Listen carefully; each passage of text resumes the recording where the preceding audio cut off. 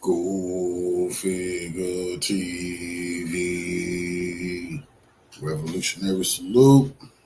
Revolutionary salute. Like, share, subscribe.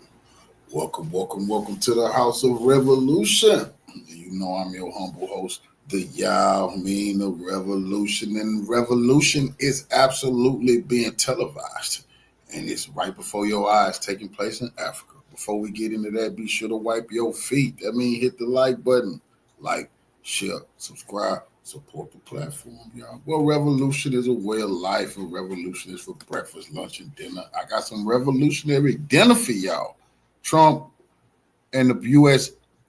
imperialists thought they could play with our brother Ibrahim Traor'e. They're finding out, no, they can't, and we're ready. We must never allow that South Africa must be bullied by imperialist forces. America must never tell us what to do.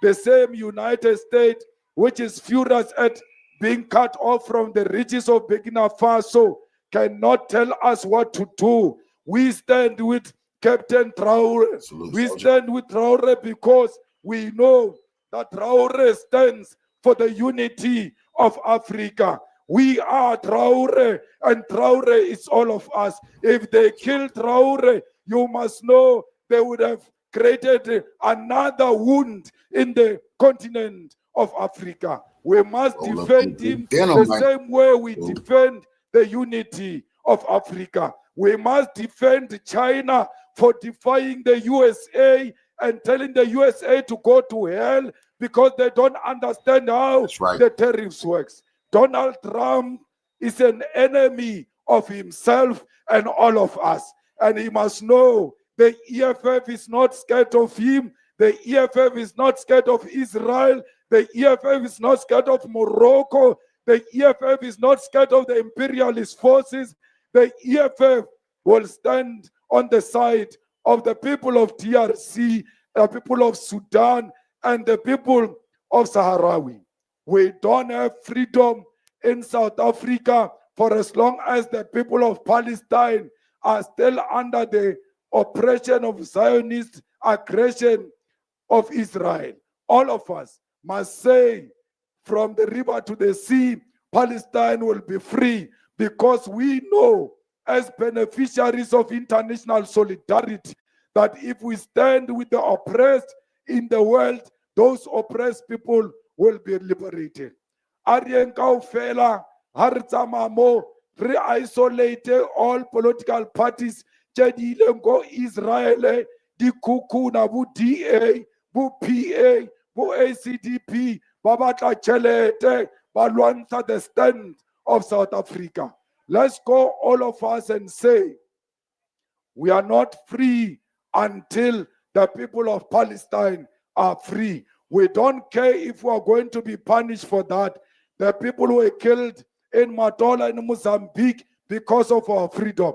The people who were killed in Lesotho because of our freedom. The people who were killed in Wankispolilo in Zimbabwe fighting for our freedom. We cannot allow that those who stood with us during difficult times are today isolated by the enemy, and we go to the side of the enemy. We are Palestine, and Palestine is South Africa. We are Africa, and Africa is South Africa. We will fight xenophobia with everything in our power to unite Africa so that we can have one currency, we can have one military command, we can have one president. This continent is not a continent for as long as we remain divided.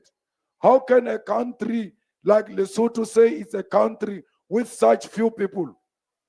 How can Lesotho or Swaziland or Botswana negotiate with China as a country which has got the quota of the world population? We need to come together and confront the world as one continent that is united to expropriate the land of Africa and use the minerals of Africa to benefit Africa. Comrades, we are not scared of anything that they want to do to us. They banished Winnie Mandela into Brentford. Whether they ban us in America or not, we don't care. Donald Trump can stay with his America, but this continent of Africa belongs to us. Let us not be cowards like Winnie Mandela. Let us stand up and confront the imperialism of America. Let us challenge America. Let us challenge the stupidity of America. Let us not be intimidated by America.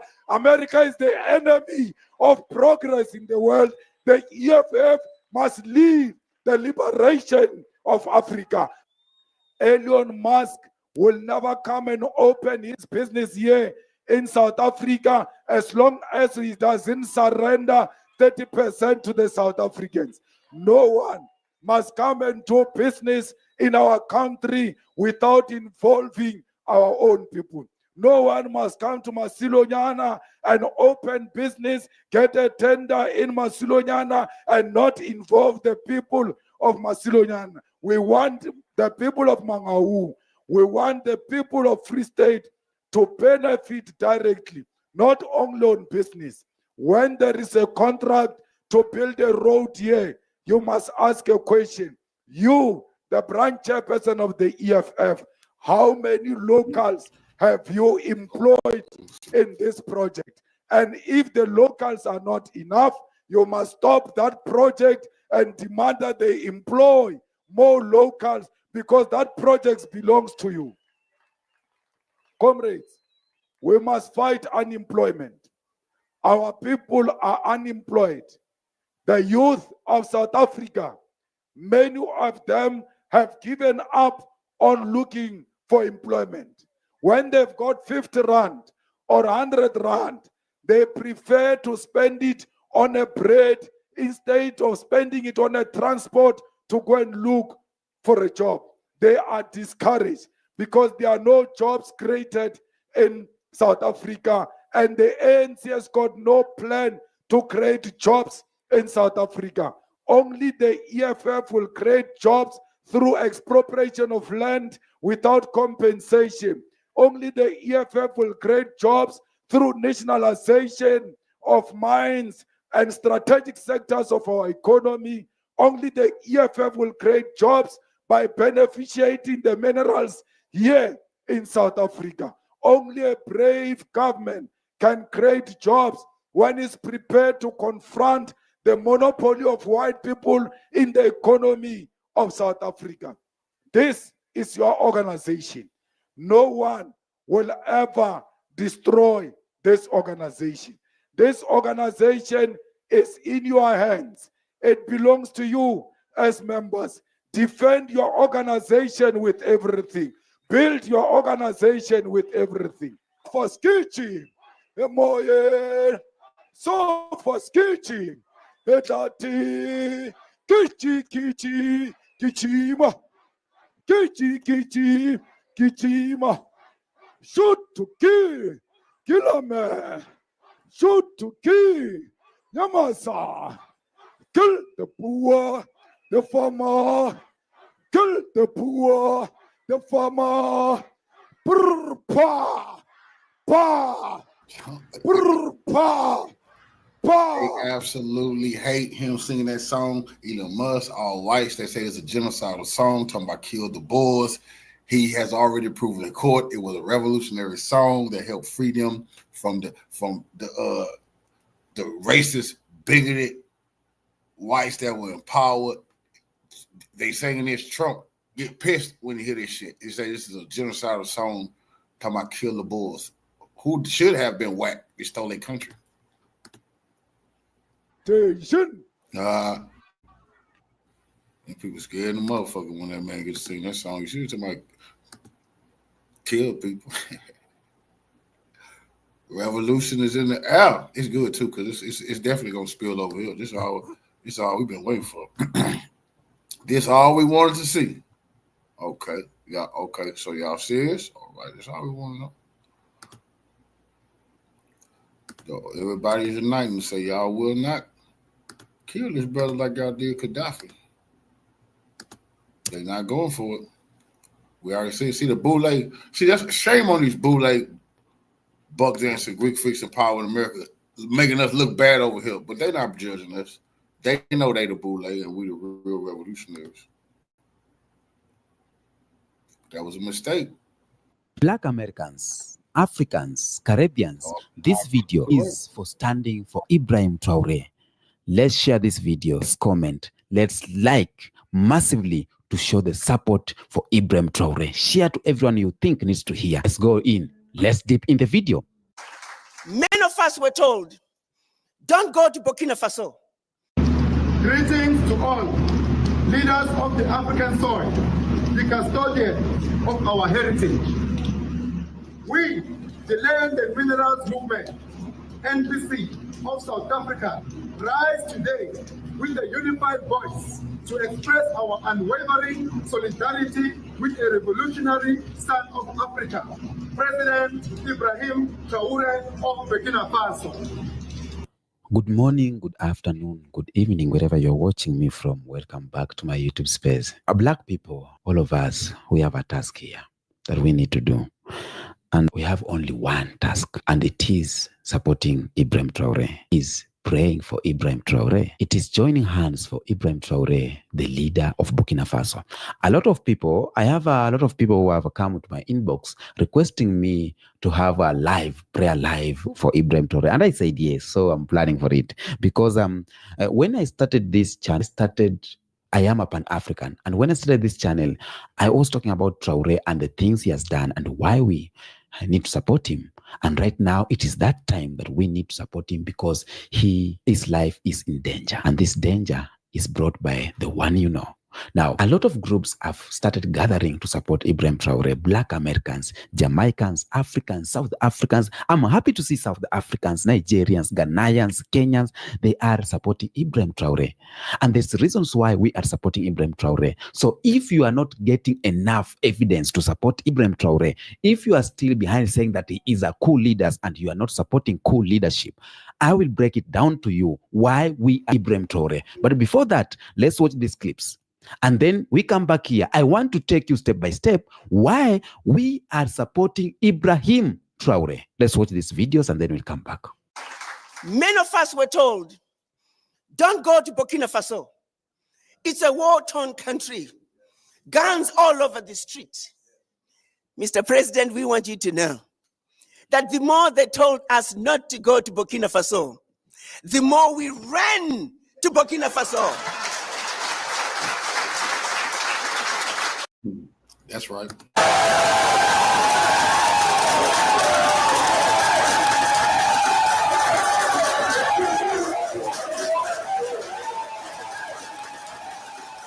Being here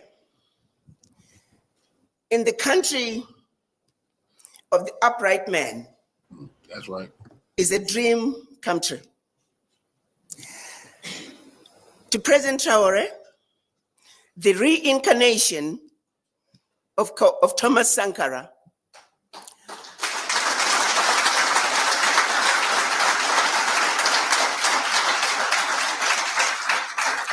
President Traor'e, who has led the struggle to complete the unfinished business that was started by our ancestors and our Pan-African leaders in 1963 when they created the Organization of African Unity.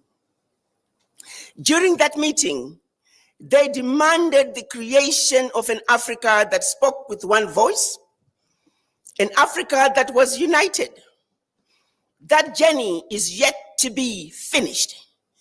What is happening in Burkina Faso, in Mali, in Niger, is just the beginning of a revolution that is way past due for Africa.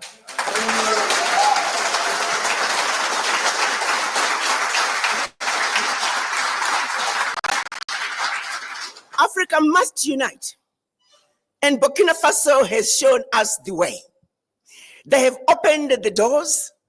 They have shown us that the bully can be defeated.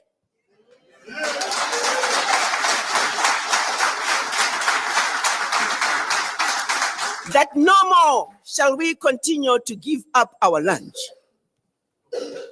that we too need to eat. And therefore, there is no negotiating with the bully.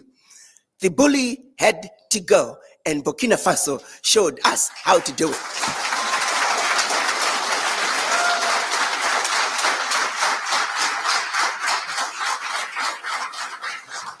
So, Mr. President, I bring you your children, descendants of the formerly enslaved. They have waited over 400 years to return the spirits of their ancestors back home to Africa. When the children of Africa were taken out of Africa as slaves, all they ever wanted to do was to come back home to Africa.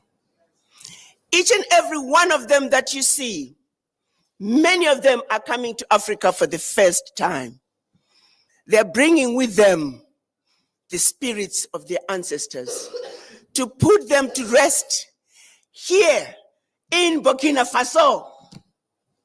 And that's mission number one. Mission number two, we have watched you, Mr. President. You stand for everything that we have hoped for in an African man.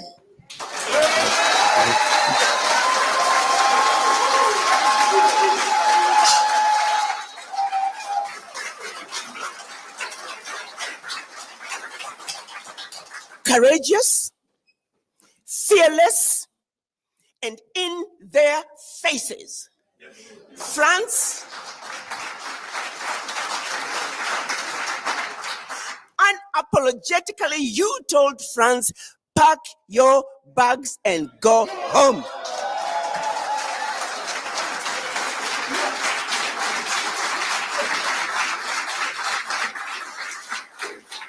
You, Mr. President, and the people of Burkina Faso have done it, and we have a responsibility to support you.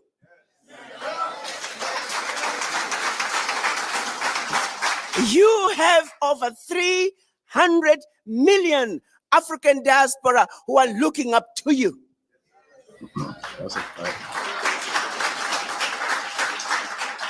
We are here to show you that we are with you. We support you. We are behind you, and we will not let you down.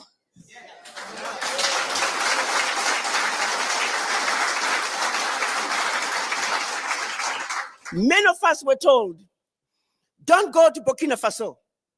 It's a war-torn country. Guns all over the street. Mr. President, we want you to know that the more they told us not to go to Burkina Faso, the more we ran to Burkina Faso.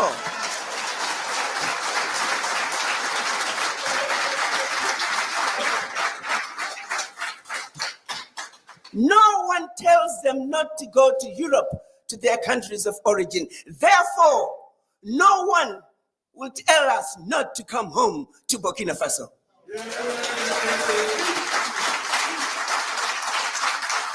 So mission number two is to let you, Mr. President, know that you and the citizens of Burkina Faso have done all the heavy lifting. The least we can do is to support you. So we are here. Our third mission is to see what can we do, Mr. President, to play our part in building the Burkina Faso we want. Greetings to all leaders of the African soil, the custodian of our heritage. We, the Land and Minerals Movement, NPC of South Africa, rise today with a unified voice to express our unwavering solidarity with a revolutionary son of Africa, President Ibrahim Traor'e of Burkina Faso. At a time when the continent stands at a crossroad, facing the dual threats of external exploitation and internal division, President Traor'e has emerged as a beacon of hope.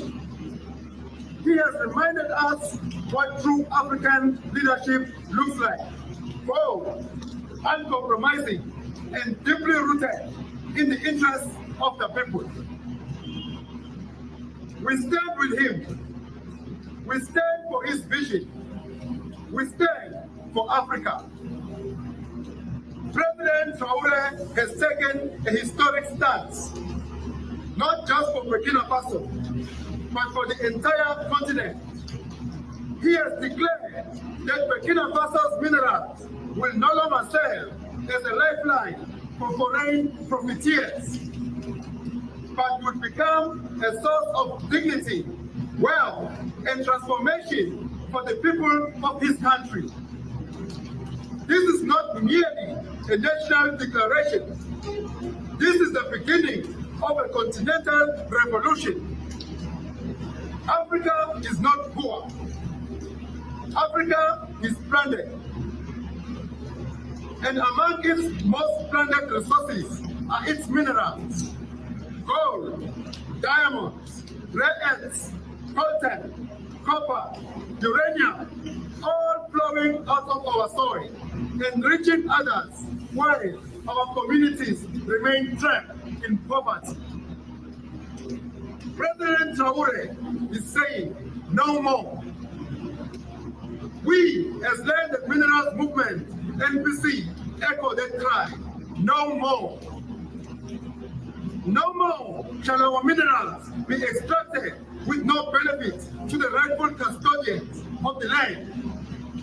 No more shall foreign interests dictate the terms of African prosperity.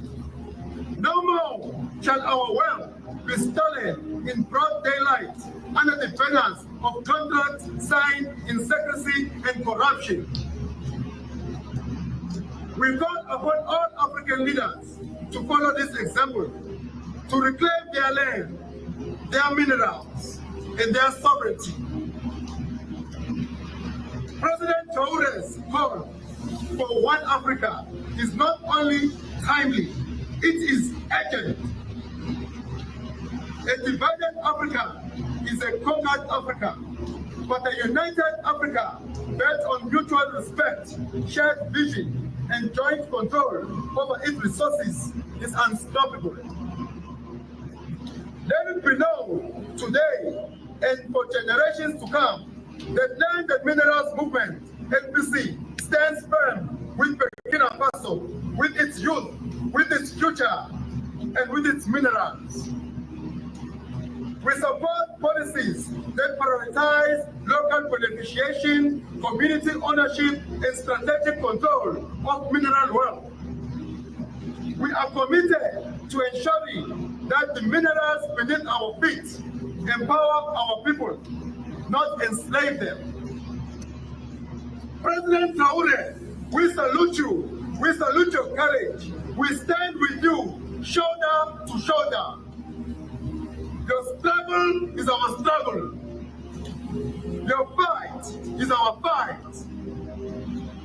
And together, as Africans, we shall rise, rich not only in minerals, but in justice, in unity, and in liberation. Vive Africa!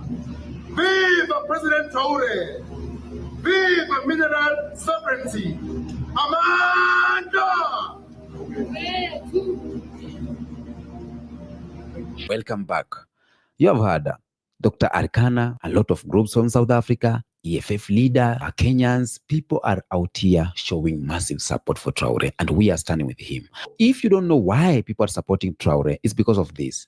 First thing, Ibrahim Traor'e is the current leader of Burkina Faso. You know that? And he came to power in 2022 through, and after popular uprising and military takeover, there was a split. A split was, there are these kind of African leaders selling these fake agendas that because he's a cool leader, they don't support him because he got power in an injustice way.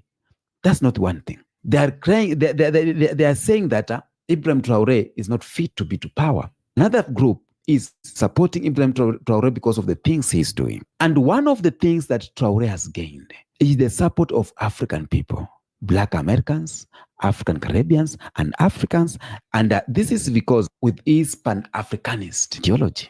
Now, if you don't know why we are supporting Ibrahim Traor'e, number one is because of his anti-colonial stance. Traor'e openly speaks against French neocolonialism and Western control over African sovereignty and African resources.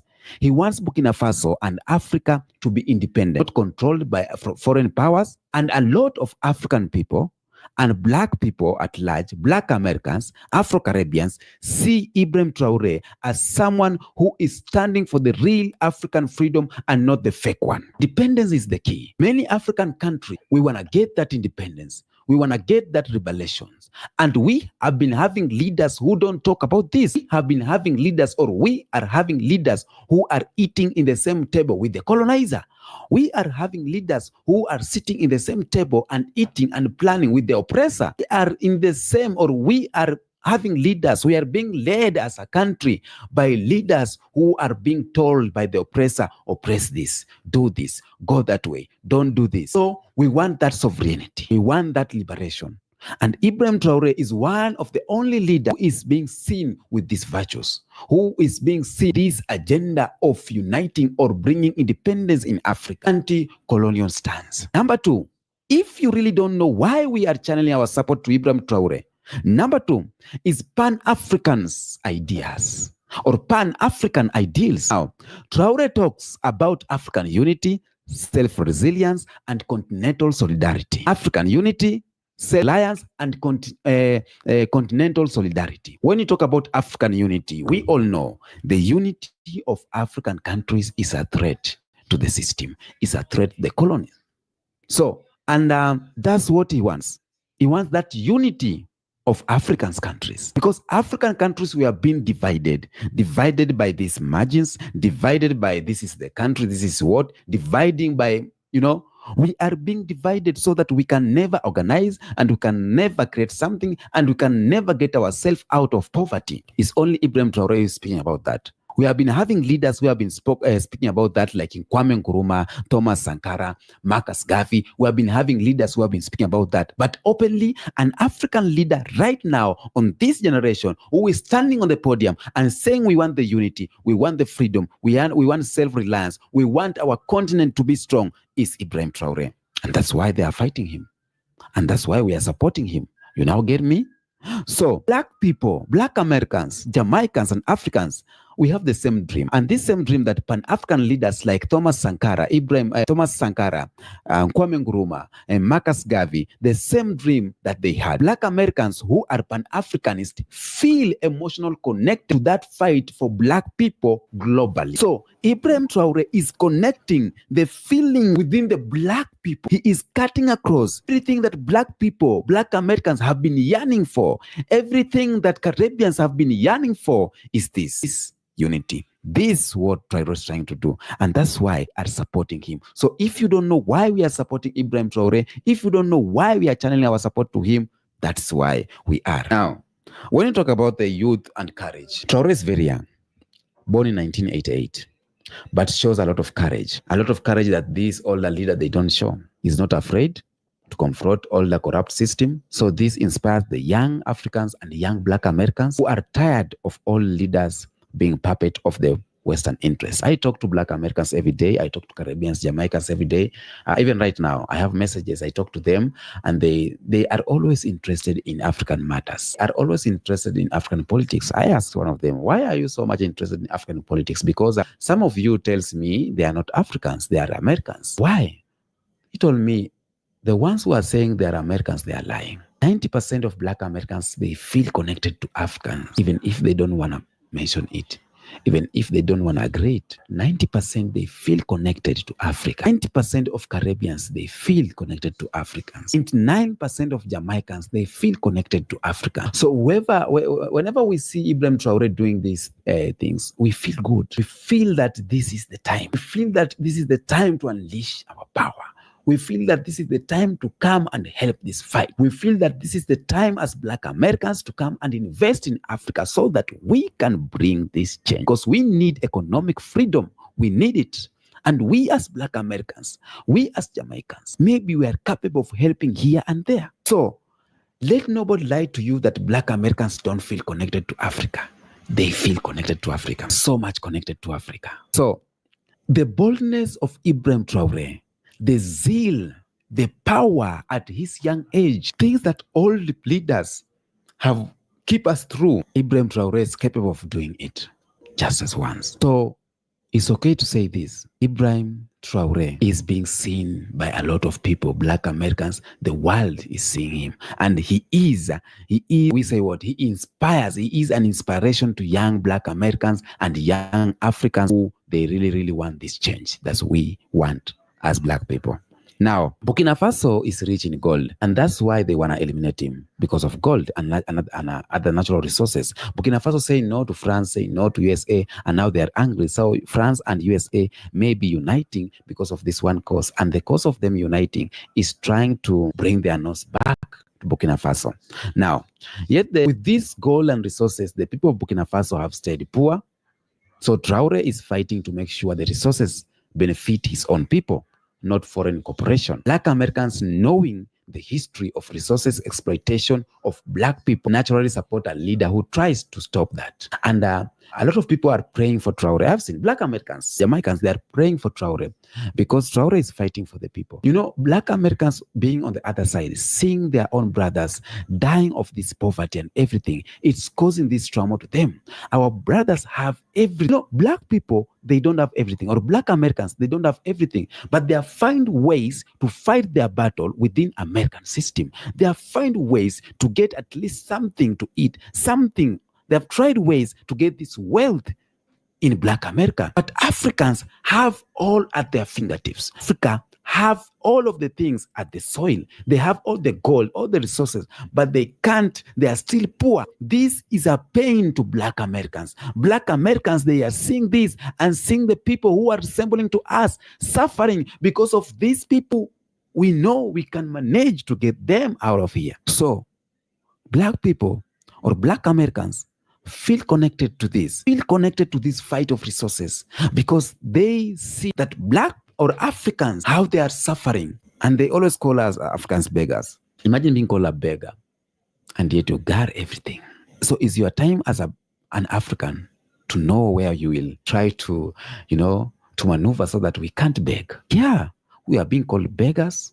And I agree, because African, we have this kasumba. In Swahili, we call kasumba, that we have this, we call what, stereotype that whenever someone is in United States, that they got money. Whenever someone tells you, I'm in America, I'm in Detroit, I'm in Canada, I'm in New York City, I'm in Jamaica, we all think whenever you are out of Africa, you got money. And that is just a stereotype. So we need to find ways so that we, Africa, in its great. Now, even beyond politics, Traor'e has become a symbol of resistance. Just like Thomas Sankara or Patrice Lumumba, a lot of Black people worldwide are hungry for strong, fearless leadership, and Traor'e represents this hope. Traor'e is giving hope for what we have been fighting for.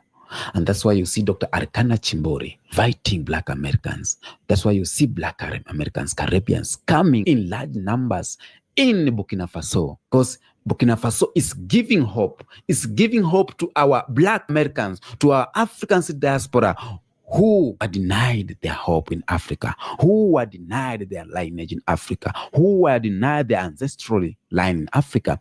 So Traor'e is giving them hope. So Africans and Black Americans support Ibrahim Traor'e because he represents freedom, dignity, self-reliance, anti-colonialism, and hope for a united and independent Black world. That's why we support Ibrahim Traor'e. So if you are out there, ask, why are you supporting Traor'e? Yet we didn't vote for him. Yeah, blah, blah, blah, blah. A lot of things are talking out here, and the only Black people who are talking about this are those Black people who have still the mind of a colonizer, who are still colonized. You feel me? So, Black Americans, I salute you, man.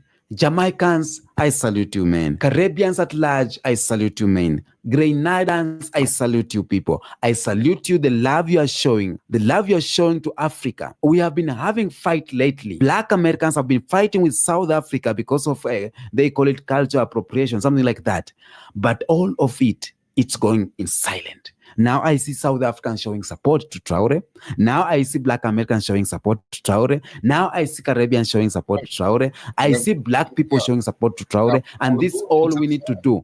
Black people unity will make sure that Ibrahim Traor'e does not get eliminated. Ibrahim Traor'e does not get, they don't get close to him. We they only need He only needs our unity as Black people. Let's unite. Let's talk on this video. Let's comment here. Let's share. Let's share. The more you share, the more we are united. Tell me what you think on the comment section.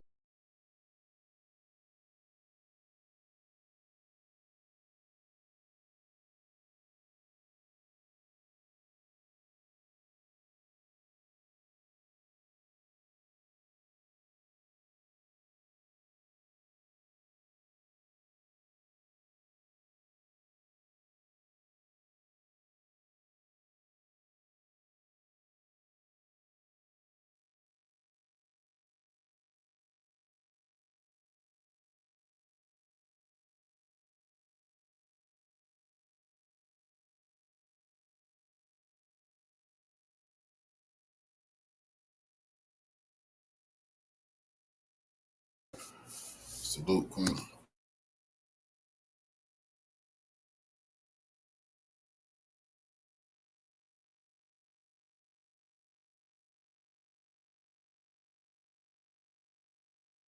This is how you know this is the greatest president they ever lived. They having a mega rally all over the world. Everybody is supporting Ibrahim Trio. You hear me? We gonna be live in Dallas City Hall on the 30th, man. I'm not playing with these people. Boy, I'm about to put on my red, my black, my green, and we about to take to the streets, and we gonna be the real ninjas that we supposed to be. What happened in Libya to Gaddafi must never ever happen again to an African in Africa. Leave Captain Ibrahim alone. Leave Africa alone. I start with Burkina Faso. I start with Captain Ibrahim, and I start for Africa. We are Africans. We start for each other. Leave Captain Ibrahim alone. Leave Burkina Faso alone. The recent assassination attempt on Burkina Faso's revolutionary leader Captain Ibrahim Traor'e, coupled with the audacious claims by US General Michael Langley that Traor'e is misusing Burkina Faso's gold reserves, has ignited a fire in the hearts of Africans everywhere, from the bustling streets of Lagos to the vibrant markets of Accra, from the townships of Johannesburg to the diaspora hubs in London, Paris, and New York. Africans are declaring, enough is enough.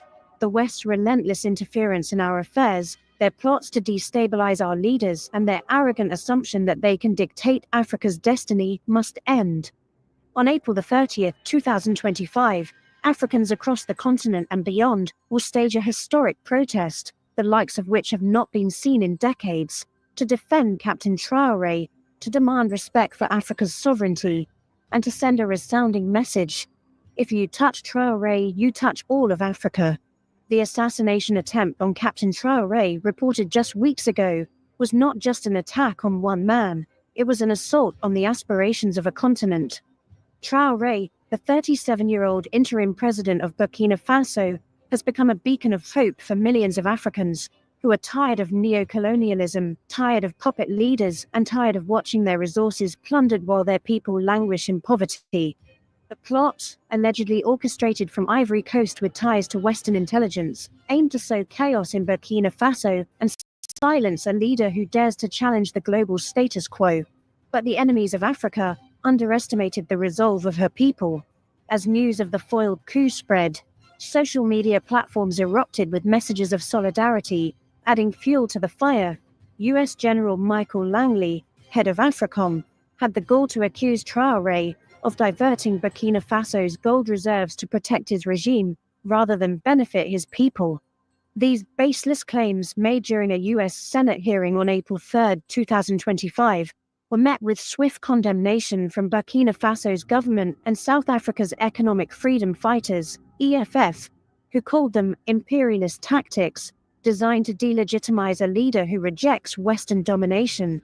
Africans see through this tired playbook: slander, destabilize, and destroy.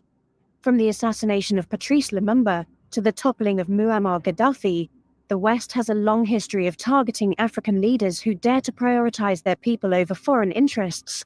But this time, Africans are ready to fight back, not with weapons, but with the unstoppable force of unity. On April 30th, millions will take to the streets in what promises to be the largest coordinated protest in modern African history. From Nairobi to Dakar, from Addis Ababa to Harare, and from diaspora communities in the Americas, Europe, and Asia, Africans will march under one banner, demanding an end to Western meddling and proclaiming their unwavering support for Captain Traor'e. This is not just a protest, it is a movement, a celebration of African resilience, and a declaration that the continent will no longer be a pawn in the games of global powers. The world will witness the power of a united Africa, and the tremors of this day will be felt for generations to come.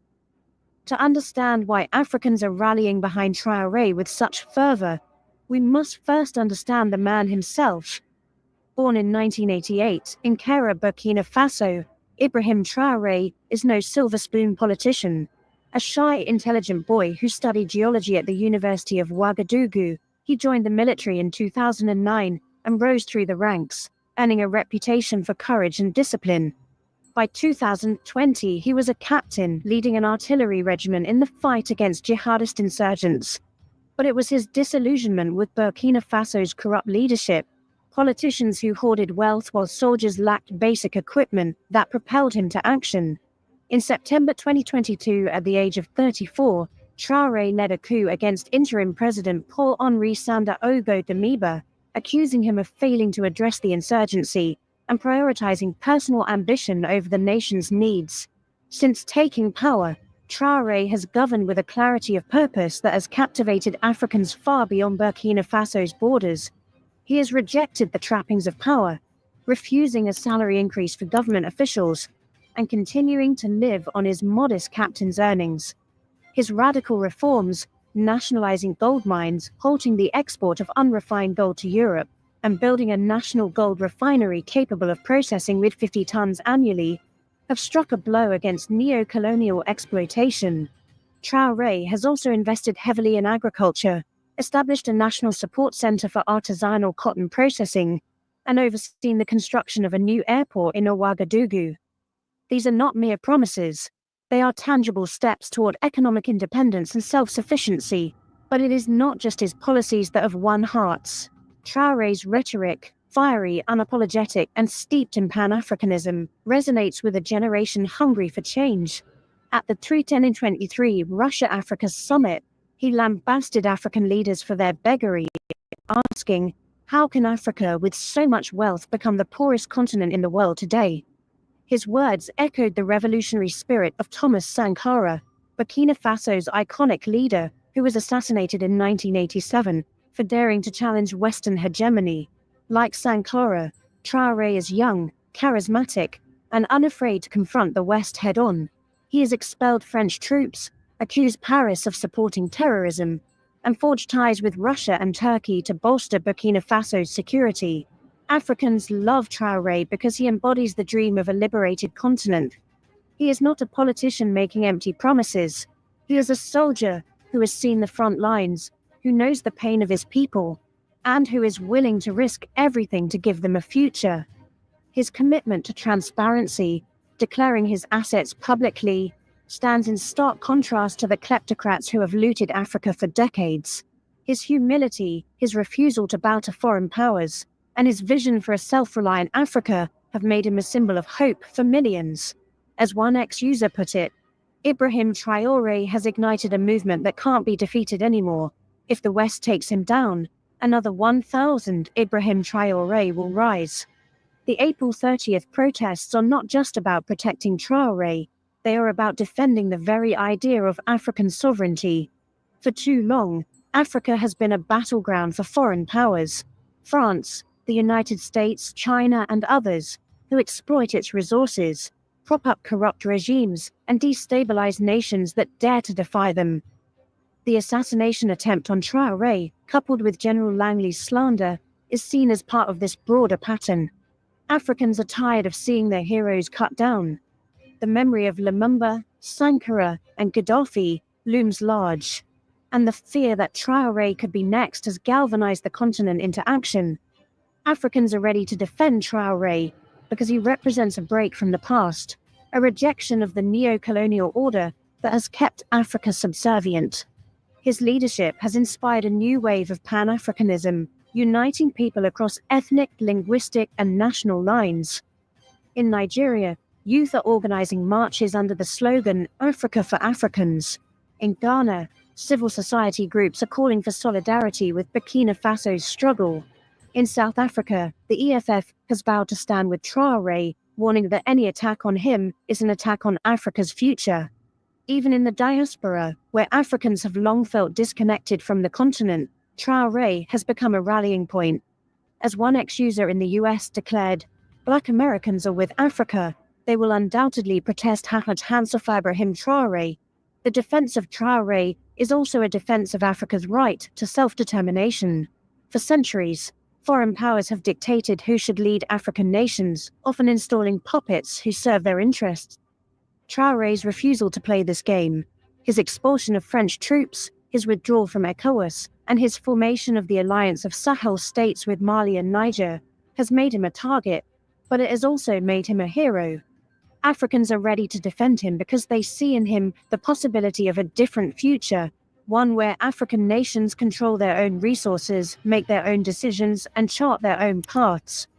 While Africa has no shortage of leaders, few have captured the imagination of the continent the way Traor'e has. To understand why, we must compare him to his peers.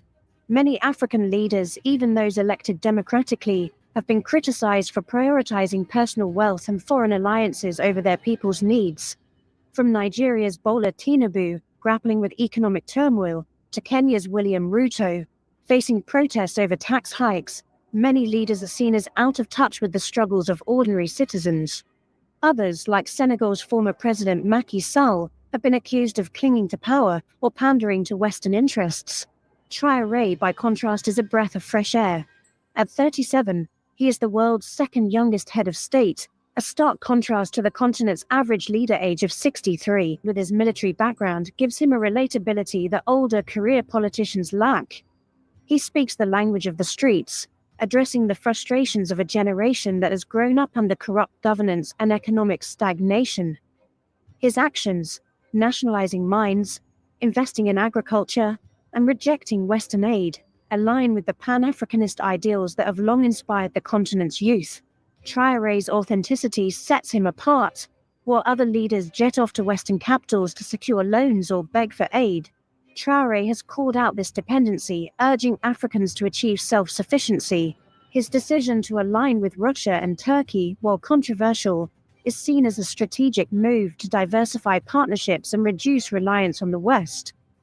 Unlike leaders who pay lip service to Pan-Africanism, Traor'e lives it, forming the alliance of Sahel states to foster regional cooperation and collective security. Moreover, Traorè's leadership style evokes memories of Burkina Faso's revolutionary hero, Thomas Sankara. Both men took power at 34, both were captains, and both championed radical reforms to empower their people. While Sankara's assassination cut his vision short, Traorè's survival of multiple coup attempts has only strengthened his resolve and his legend. Africans celebrate him because he is not just a leader, he is a symbol of resistance, a living embodiment of the fight for dignity and independence. The protests planned for April 30th are more than a show of support for Traor'e. They are a declaration of Africa's awakening. Organizers across the continent and diaspora have been working tirelessly to coordinate this historic event. In Ouagadougou, the capital of Burkina Faso, tens of thousands are expected to march to the presidential palace, waving Burkinabe and Russian flags in defiance of Western interference. In Nairobi, youth groups are planning a Traor'e solidarity walk to the US Embassy, demanding an end to AFRICOM's operations in Africa. In Johannesburg, the EFF is mobilizing its supporters for a mass rally, with banners proclaiming Africa for Africans. In the diaspora, the protests will be equally powerful. In London, African communities are organizing a march through Trafalgar Square, while in Paris, activists plan to gather outside the French Ministry of Foreign Affairs to protest France's role in destabilizing the Sahel. In the United States, Black American activists, inspired by Traorè's stand against neo-colonialism, are planning demonstrations in Washington, D.C. and New York City. Africans in diaspora are protesting in support of Captain Ibrahim Traor'e and calling on all Africans abroad to stand with Burkina Faso, one ex-user proclaimed, sharing a video of a rally in Atlanta. These protests will not be mere gatherings. They will be a celebration of African unity and a warning to the West. Chants of "Hands off Traor'e" and "Africa Unite" will echo through the streets, accompanied by the rhythms of djembe drums and the voices of griots singing praises to Africa's new hero. Social media will amplify the message, with live streams and hashtags ensuring that the world cannot ignore Africa's resolve. This is not a moment of anger alone. It is a moment of joy, of pride, of love for a leader who has dared to dream of a free Africa. The stakes could not be higher. If the West succeeds in destabilizing Burkina Faso or removing Traor'e, it will send a chilling message to other African leaders. Defy us and you will pay the price. But if Africans stand firm, if the April 30th protests shake the foundations of global power, it will mark a turning point. It will show that Africa is no longer a continent to be plundered or manipulated. It will prove that the spirit of Lumumba, Sankara, and Nkrumah lives on in a new generation. Captain Ibrahim Traor'e is not perfect. Critics point to his authoritarian measures, his crackdowns on dissent, and the ongoing jihadist insurgency that controls nearly 40% of Burkina Faso. But for millions of Africans, these challenges pale in comparison to his vision. Traor'e is not just fighting for Burkina Faso, he is fighting for all of Africa, for the right to determine our own future, to control our own resources, and to live with dignity. His survival is a testament to his courage, and his leadership is a call to action. Brothers and sisters, April 30th is our day. It is the day we tell the world that Africa will not be silenced. It is the day we stand with Captain Ibrahim Traor'e, not because he is infallible, but because he is ours, a son of Africa who dares to dream of a better tomorrow. Join the protest, raise your voice, share the message. Let the world know that if they touch Traor'e, they touch all of Africa. Let us show them the power of a united continent, the strength of a people who refuse to be broken, and the love we have for a leader who has given us hope. As Traor'e himself said, "My generation does not understand how Africa, with so much wealth, can be the poorest continent in the world." Let us answer his call by building an Africa that is strong, sovereign, and free. On April 30th, let us shake the globe, let us make history, let us show the world that Africa is awake, and we will never sleep again.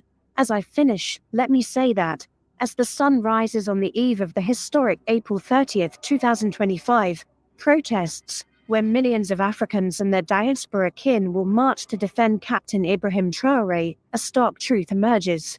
Few African leaders command such fervent loyalty, such unyielding love, such readiness to be shielded by the people. Across the continent, from the Atlantic shores of Senegal to the Indian Ocean coasts of Mozambique, Africans are disillusioned with leaders who, unlike Traor'e, seem to prioritize personal gain, foreign approval, or political survival over the dreams of their people. The adoration for Traor'e, Burkina Faso's revolutionary captain who has become a Pan-African icon, is not merely a reaction to his charisma or youth, but a reflection of his radical commitment to principles that resonate with a continent yearning for dignity, self-reliance, and authentic leadership. To understand why African leaders are rarely loved or defended with such passion, and what they must do to earn this support, we must confront uncomfortable truths about governance in Africa and chart a bold path forward. The absence of widespread love for most African leaders stems from a deep-seated betrayal of the social contract between the governed and those who govern. For decades, many leaders have presided over systems that perpetuate inequality, stifle opportunity, and entrench dependency on foreign powers. In countries rich with oil, diamonds, or fertile land, citizens languish in poverty while elites flaunt wealth amassed through opaque deals with multinational corporations. In Nigeria, for instance, oil revenues have enriched a tiny political class while millions lack basic electricity. In the Democratic Republic of Congo, cobalt and coltan fuel global tech industries, yet local communities see little benefit. This disconnect breeds resentment, not loyalty. Leaders who jet off to Western capitals to secure loans with crippling conditions, only to siphon funds into offshore accounts, cannot expect the masses to rally behind them. Unlike Traor'e, who lives modestly and channels Burkina Faso's gold wealth into national development, many leaders appear detached. Their opulent lifestyles a slap in the face to citizens struggling to afford a single meal. Moreover, African leaders often lack the courage to confront neo-colonial influences that undermine sovereignty. Too many acquiesce to the demands of former colonial powers or international financial institutions, signing agreements that prioritize foreign interests over local needs. In contrast, Traorè's bold expulsion of French troops and rejection of IMF loans signal a defiance that resonates with Africans tired of being pawns in global power games. Leaders who attend summits in Paris or Washington, nodding along to agendas that marginalize Africa, lose credibility at home. The people crave leaders who, like Traoré, speak truth to power, demanding respect on the global stage rather than begging for scraps. This failure to assert Africa's agency leaves leaders vulnerable without the grassroots support that shields Traoré from both internal and external threats. Another critical factor is the erosion of trust through undemocratic practices. Many African leaders cling to power through manipulated elections, constitutional amendments, or brutal suppression of dissent. In countries like Uganda and Cameroon, presidents have ruled for decades, stifling young voices and crushing opposition. Such actions alienate the youth, who form the majority of Africa's population, and yearn for leaders who reflect their aspirations. Traoré, at 37, connects with this demographic not just because of his age, but because he listens, acts, and risks his life for their future.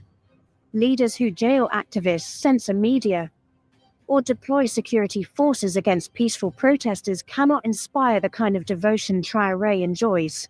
The people defend him because they see him as a partner in their struggle, not a dictator lording over them. The lack of a unifying vision also sets most leaders apart from Traoré. Africa's challenges, poverty, unemployment, climate change, require bold, transformative ideas that rally the masses. Yet, many leaders offer recycled promises or divisive rhetoric that pits ethnic groups against each other. Traoré's vision of a self-reliant, united Africa rooted in the legacy of Thomas Sankara ignites hope across borders. His speeches calling out the absurdity of a resource-rich continent remaining poor strike a chord because they articulate a collective dream. Leaders who focus on short-term political survival rather than long-term nation-building fail to capture the imagination of their people. Without a vision that transcends personal ambition, they cannot expect the masses to march in their defense. On April the 30th, as Africans march for Traoré, they send a message to every leader. Be one of us, fight for us, dream with us, and we will defend you with all we have. The choice is theirs, to remain distant, unloved, and undefended, or to rise as champions of a new Africa, carried on the shoulders of a grateful continent.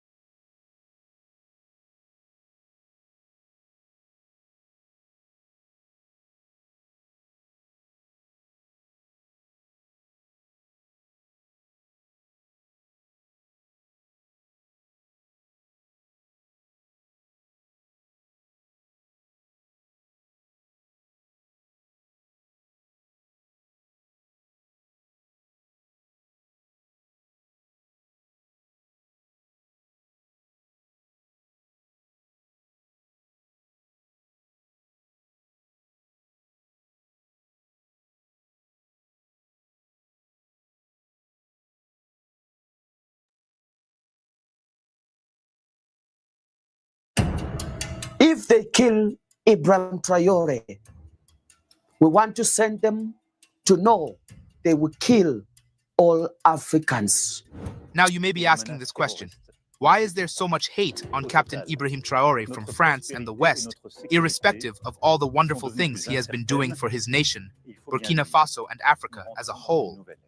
Well, listen to this. These are the three reasons they want to remove him by all means necessary. He removed a puppet president from office. He closed down all the French military bases in Burkina Faso and sent their soldiers back home. He changed the percentage of equity the Burkinabe government had in the mining companies in Burkina Faso. Now, those are just few of the reasons. But after yet another failed attempt to take out our president, after shameless accusations from US General Michael Langley, after Langley's suspicious visit to Ivory Coast, where whispers grow louder that France and the US are still continuously plotting to either capture or eliminate Traor'e, something unstoppable is happening. The youths of Africa are not sitting quietly anymore. They see through the lies. They recognize the enemies. One by one, city by city, village by village, a fire is catching. No amount of propaganda or intimidation can stop it. The West can scheme. The collaborators can conspire. But they will not break the spirit of a continent that has decided to fight. From Ouagadougou to Bamako, from Niamey to every corner of Africa, the message is clear. This is our land. These are our leaders. This is our future. And we are ready to defend it at any cost. Now, before we get to listen to these fierce words from Dennis Wanjala, an African activist from Kenya, I would like to inspire you first with what Wode Maya, one of Africa's most influential YouTubers, actually witnessed and shared in Burkina Faso while there. What is really happening in Burkina Faso is a revolution that I believe that the entire continent of Africa can emulate. I mean, when you have a leader that really cares about his people, he makes sure that he delivers. Guess what? Will you believe if I tell you that the entire country of Burkina Faso could only boast of 3,000 kilometers paved road from independence till now? Will you believe me? Will you believe me? I mean, a country called Botswana could boast of 3,000 kilometers when the British left them. But the French left, a government came to power. See, that's a construction going on. A government came to power for over 27 years. How old is this country? The country, the independence since 1960. 1960? Yeah. And the country could only boast of 3,000 kilometers. 3,000 kilometers, I'm telling you. Is it true? Yeah, it's true. As Wodimai was saying, since the independence up to today, we had just 3,000 something paved roads. But now, with the coming of Traor'e, they are planning to pave 5,000 kilometers per year. This is insane. This is unbelievable. How are they achieving that? Yeah, they bought all the equipment because the government doesn't want anymore to let any company be in charge of this. So they bought all the equipment to do it by itself. The government is in charge of building all those roads that you can see. That's crazy, man. Yeah. As you guys, maybe some of you saw the equipment coming from Ghana. Okay. People made a lot of videos about it. So the equipment are here. The government is taking care of constructing or building the roads. Because, you know, sometimes they give it to private companies and they take forever to finish some roads. So the government is now taking care of building the roads with their own equipment and everything. So that's what's happening. And one of the most exciting thing about this whole road construction in Burkina Faso, the fact that the government bought all the equipment, trained the youth to operate this equipment. So literally, it's the people of Burkina Faso building the country for the people of this beautiful country. The country is under construction. Burkina Faso indeed is under construction because I am here and I'm seeing roads being constructed. I am here and I'm seeing factories being built. I am here and I'm seeing entrepreneurs coming out saying that this is their first time. I mean, feeling so proud about their country to do business in their country. This is a revolution, and I believe that a revolution like this needs to be supported. Before we continue, if you love what we do here on this channel and would like to support us, then you might consider gifting us a super thanks donation of any amount. Or you might as well become an uplifting Africa channel member for exclusive content, perks, and more. Links to join are in the pinned comment and in the description box. Now let's listen to the powerful words of Dennis Wanjala from Kenya. Ibrahim Traor'e is a young man, hardworking man who is changing the nation of Burkina Faso. And this is a threat to the Western nation to see how this young man is trying to make sure that the people of Burkina Faso are not suffering. It has taken an attention to the youths of Africa to speak about this, because we saw one general in United States of America saying that Ibrahim Traor'e should be arrested.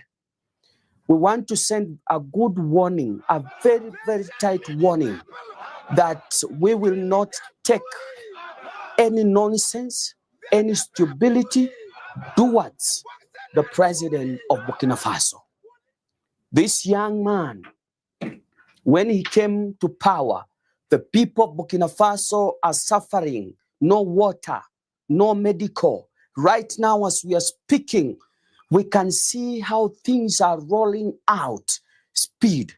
The security apparatus in Burkina Faso is working. The intelligence is working. Why? Because this young man has passion to make sure that the people of Burkina are feeling the economic that this young man is bringing to their country. So I want to send this warning to this West nation, because we know who are they, we know them. These people killed Muammar Gaddafi. They did not stop there. They killed Thomas Sankara. I remember very well in Libya, whereby the people of Libya are enjoying life when Muammar Gaddafi was there. If you don't have a job, the government pays you. If your child go to the hospital, the government has already paid. Then the West saw that this is a threat. Why that Africa want to unite and be called a one nation? They said, no, we cannot allow Africa to unite. Now the spirit of Muammar Gaddafi and the spirit of Thomas Sankara is inside Ibrahim Traor'e. And Ibrahim Traor'e want to tell Ibrahim Traor'e that we are with you, the young people of Africa. I am speaking from Kenya. I know how you have done to make sure that the people of Burkina Faso are well. We will not allow any Western nation to come and assassinate you. I am speaking to the young people of Africa that it has reached a time that we must unite as a young people and to protect the president of Burkina. They killed Muammar Gaddafi. The top leadership did not speak. They remain mum. They killed Thomas Sankara. The top leadership, they remain mum. Actually, the West used presidency of Africa to kill Muammar Gaddafi, to kill Thomas Sankara. The way I have seen one nation, their president is being used to kill Ibrahim Traor'e. Shame on you. Shame on you that if you can be given money by the Western nation to go and assassinate the president of Burkina Faso. This Ibrahim Traor'e is trying to open the mind of the leadership of Africa. That Africa does not need to go to IMF. The head of state of Africa are making sure that their citizens are slaves of the West. We do not want that. We have a very good resource. We can manage ourselves as Africans. That's why I'm asking the people of Burkina Faso, the citizen of Burkina, the young people of Burkina, women. I saw women saying that they are going to protect their president, and I love that. Let all raise up and let's protect the president of Burkina Faso. The citizen of Burkina Faso, protect your president, because this young man wants to make sure that another generation that is coming will not suffer. He wants to make sure that the people of Burkina Faso, they have already eliminated poverty. That's why I have come to encourage the young people of Africa that it has reached a time we must realize what is better to us as the citizen of Africa. We have been fitting the West people. That's why if we try to say we no longer need a relationship with them, they intimidate us, they kill our leaders. This is the time that if they will try to go and arrest Ibrahim Traor'e, not only Burkina will wake up, but the entire Africa, the young people will wake up and resist that arrest.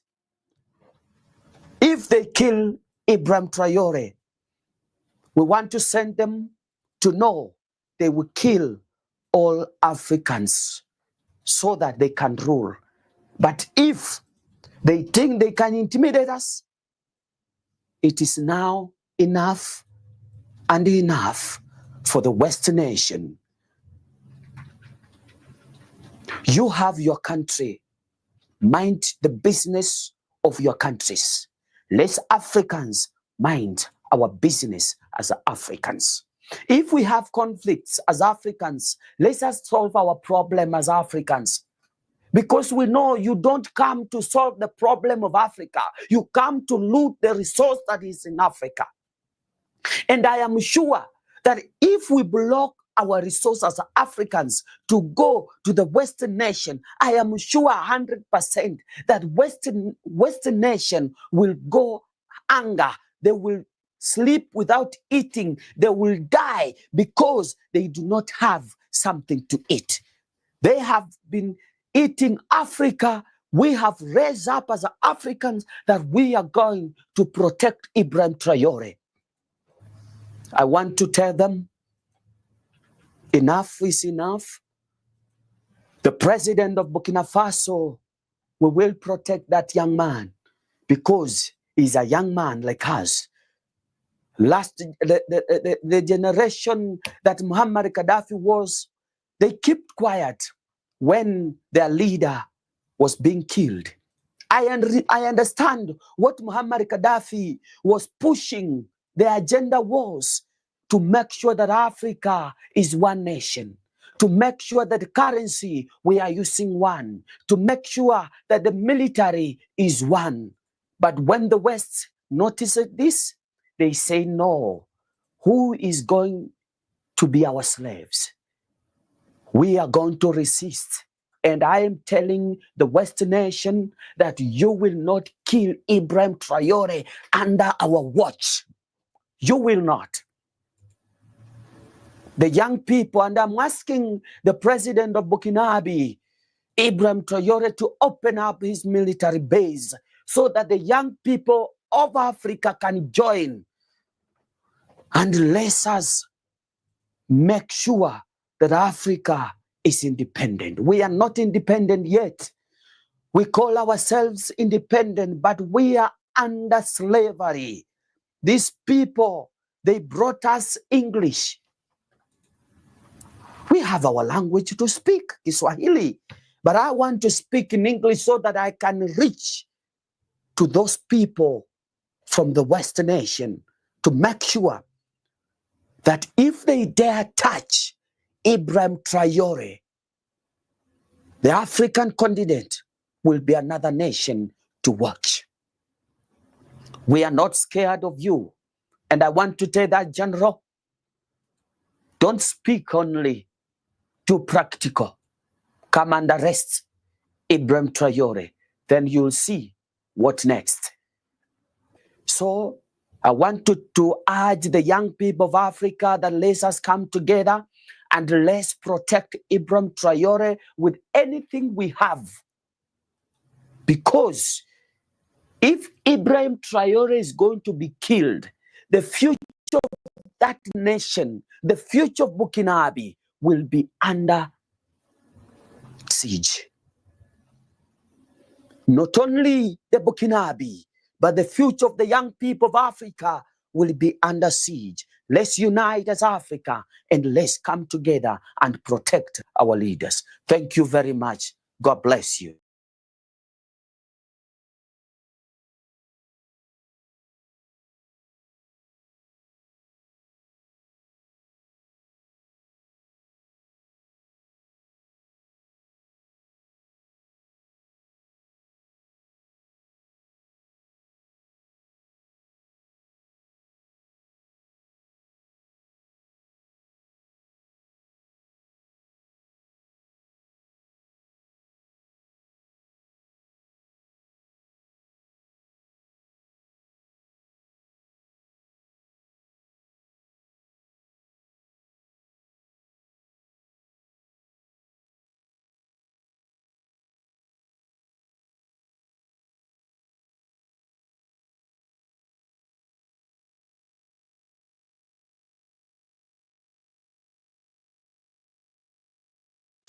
On the critical question of leadership in Africa and the critical question of followership in Africa. And ladies and gentlemen, this is African Black Seed.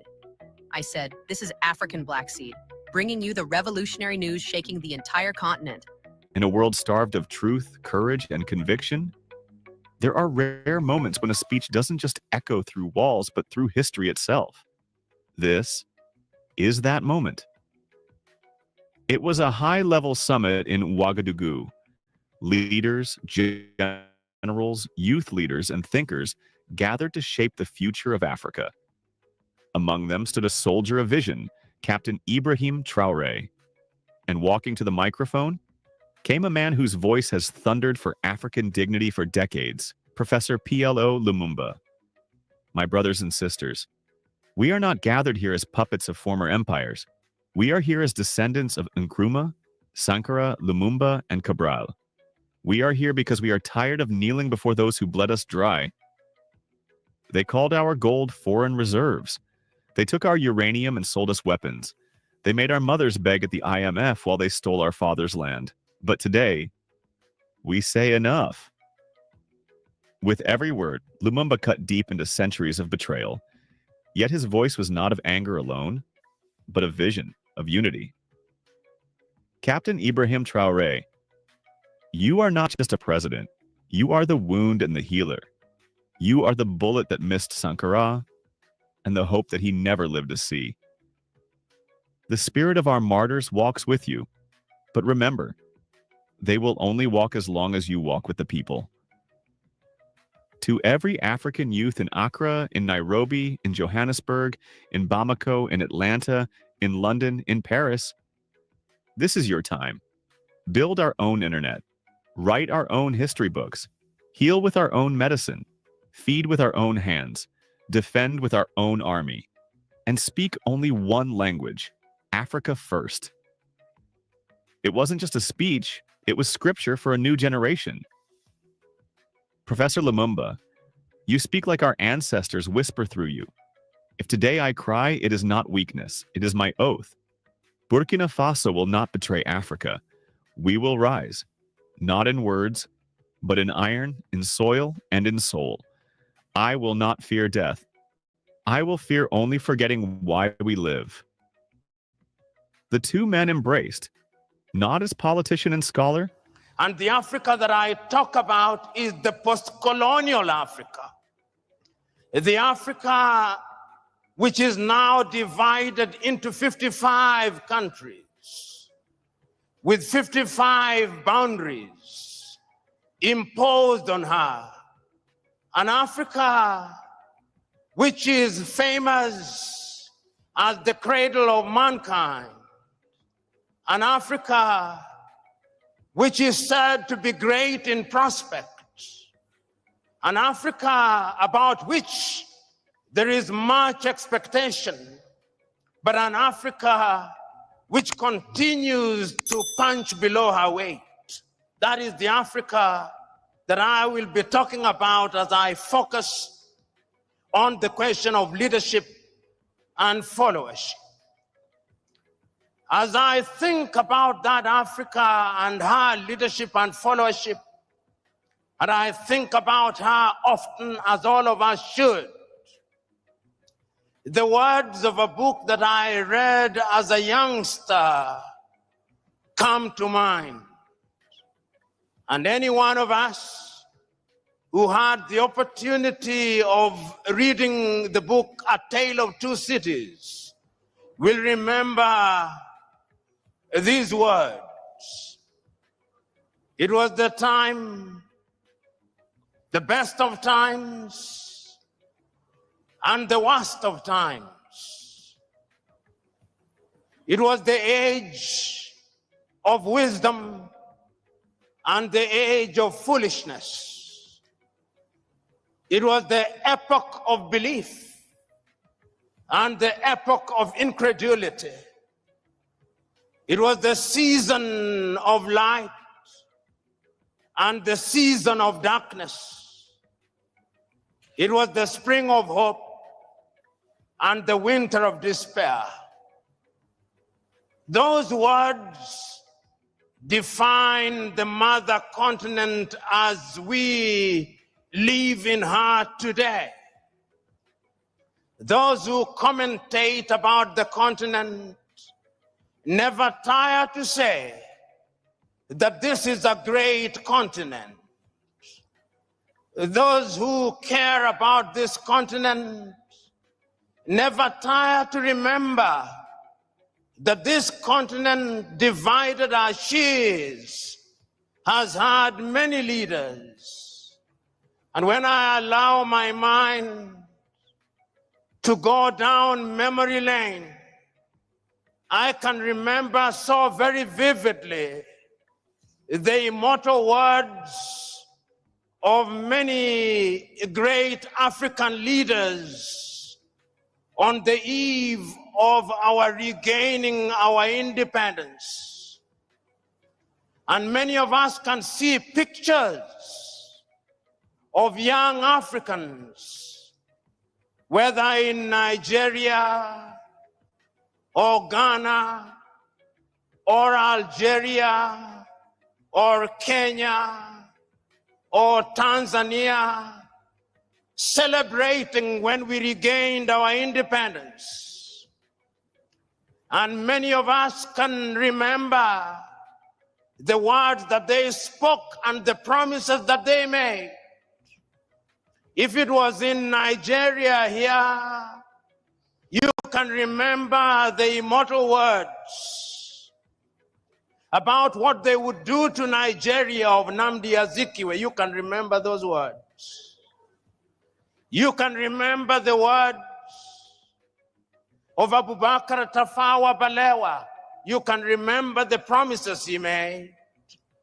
You can remember the erudite words of the Sultan of Sokoto, Ahmadu Bello, and the promises he made, and many others. When they spoke then, those who are young saw in them the similitude of Moses in the Bible. They thought of their leaders and saw their leaders as messiahs who would bedazzle latter-day pharaohs with miracles, who would liberate them from the Egypt of poverty and want, who would cause pillars of fire to stand between them and sorrow and want, who would part the Red Seas of tribalism and ethnicity, who in times of hunger would summon manna and quail from heaven.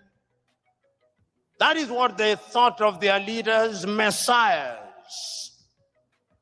But today, permit me to say, in many African countries, they are saying, it was better while we waited. It was better while we waited. There is a sense in which throughout the continent of Africa, there has been disappointment with leaders at all levels. So that when on the eve of independence, we wanted to come home, now that we regained independence, we never tire to see images of our young men and women dying in the Sahara, dying in the Mediterranean Sea, being humiliated at the embassies of the erstwhile colonizers as they seek to leave our countries and the continent. It was better while we waited, they say. Which begs the question, what happened and what is happening? That we have so many individuals who occupy positions of leadership, and yet the biggest deficit is that of leadership in Africa. You know, in 1983, your own countryman, the late Chinua Achebe, wrote a little book which he could well have been writing about Africa, but he focused on Nigeria. The trouble with Nigeria. And Chinua, without mincing words, says the trouble with Nigeria is simply and squarely a problem of leadership. Whether you agree or disagree with Chinua, that is another debate. But he had his perspective. And he was asking a question that we continue to ask about the continent of Africa. Why is it that while on average 60 years after we regained independence, the 55 countries that constitute the continent of Africa, why is it that we cannot feed ourselves? Why is it that we have no faith in our institutions? We have no faith in our hospitals. Why is it that we have no faith in our education systems? Why is it that we have no faith in our abilities? Why is it? Where has the leadership been? Why is it that so many years, while politics becomes the toy that lulls us into a false sense of security, our economies are controlled by people from other civilizations? Why is it? These are uncomfortable questions which we must pose and confront and answer if the mother continent is to realize our potential. Why is it that the mother continent is ever so negatively attractive to other civilizations? You know, as I talk about leadership, and as I think about leadership, and I think about what leaders are enjoined to do, I think about this mother continent. And many times, I see how our men and women in positions of leadership are being treated by other civilizations. And I said, oh God, where are our leaders? When the world congregates under the G7, there are no African leaders there. The best they can do is to invite one or two. And beyond the photo opportunity, they are told to go away, and go away they do. When there is a meeting of the G20, it is the same thing. There is no African leader there. And when at the United Nations they have voted all our countries, France, the United States, China, Russia, can come and neutralize all our votes. And I say, where are the leaders in Africa? And as you observe African leadership today, they are summoned by different leaders in the world. If the Japanese do not summon them to Tokyo under UNCTAD, the Indians are summoning them to New Delhi. And if the Indians are not summoning them, the Turks are summoning them. And if the Turks are not summoning them, the Chinese are summoning them. In the next 2 weeks, they will have been summoned to the United States of America. Summoned, I use. Africans who are watching this scenario ask, where are our leaders? Which begs the question, who is a leader? Is leadership the occupation of office? Is leadership the occupation of the office of the president? Is it the occupation of the office of a senator or a member of parliament? Or the occupation of these high-sounding positions which gives us honorifics? Is that what leadership is? From where I sit, that is pseudo-leadership. From where I sit, leadership is about service. Leadership is about honor and privilege to serve. That is why I still understand the men of old, the men of wisdom who said, he who is greatest amongst you must be your servant. This is what Africa is asking for. And Africa has been asking this question since she regained her independence. You know, when one is talking about leadership in Africa, one must go into history and ask ourselves, what was leadership before we were rudely disrupted? We had our traditional rulers. How did they govern? For whose benefit did they govern? They are still there, the traditional rulers. How do they fit in the new dispensation? When we regained independence and adopted all these structures from the erstwhile colonizer, what did we expect to deliver? That great American Pan-Africanist John Hendricks Clark says that when Africans regained their independence, not a single one of them re-examined the style of leadership. All of them continued with a mimicry of the leadership that they inherited from the colonizer.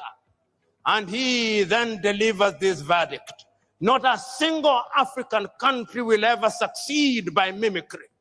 And I want to submit to you that whether one agrees or disagrees with John Hendrik Clark, one must look at Africa in order to ask ourselves, what is the state of leadership in Africa? And permit me to run you across the continent of Africa, and you will see a continent that is not at ease. The continent is not at ease because the continent is suffering from a deficit of leadership. Look at Africa today. Tell me whether we are at ease in Niger. Tell me whether Mali is settled. Tell me whether there is quiet and calm in Chad. Tell me whether Guinea-Bissau is doing well. Tell me whether the Cameroons are stable. Tell me whether Central African Republic is good. Tell me whether Sudan, South Sudan, Somalia, Ethiopia, Northern Mozambique, and all these countries where there is peace and quiet, whether the sons and daughters of this country, tell me whether even this great Nigeria is at ease. Tell me. The answer is she is not. And I dare say that as long as Nigeria is not at ease, Africa will never be at ease. If Africa wants to be at ease, Nigeria must be at ease. She is the largest economy in Africa. She has a population of over nearly 200 million people. 1 in every African is a Nigerian. She is represented in every sector. If you want the best engineers in the continent, they are Nigerians. If you want the best doctors, they are Nigerians. If you want good lawyers, they are Nigerians. If you want good people, they are Nigerians. But also, if you want Yahoo boys, they are Nigerians.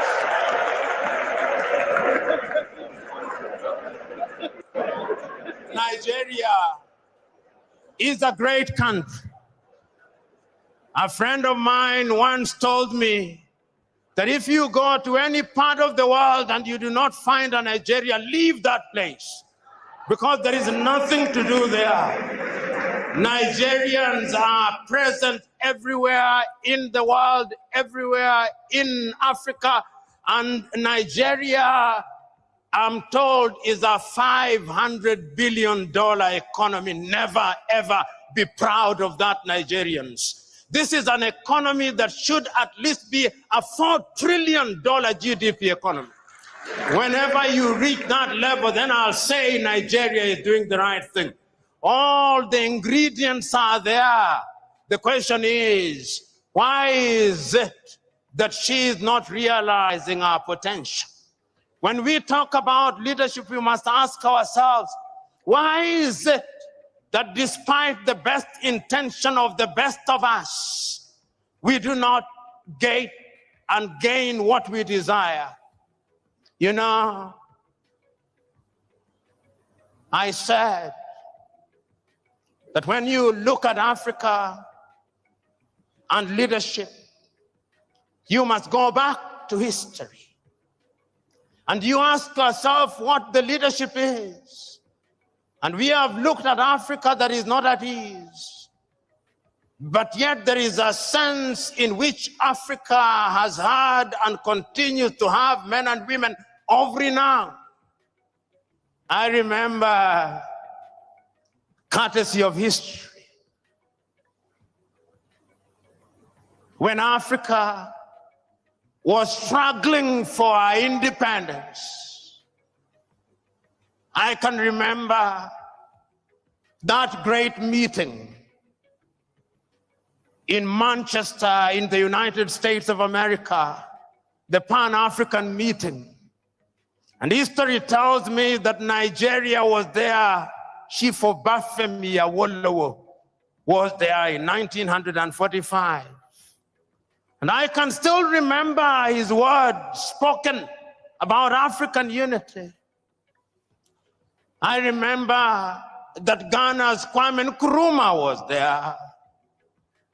And then we remember how they came back to the continent to lead the continent.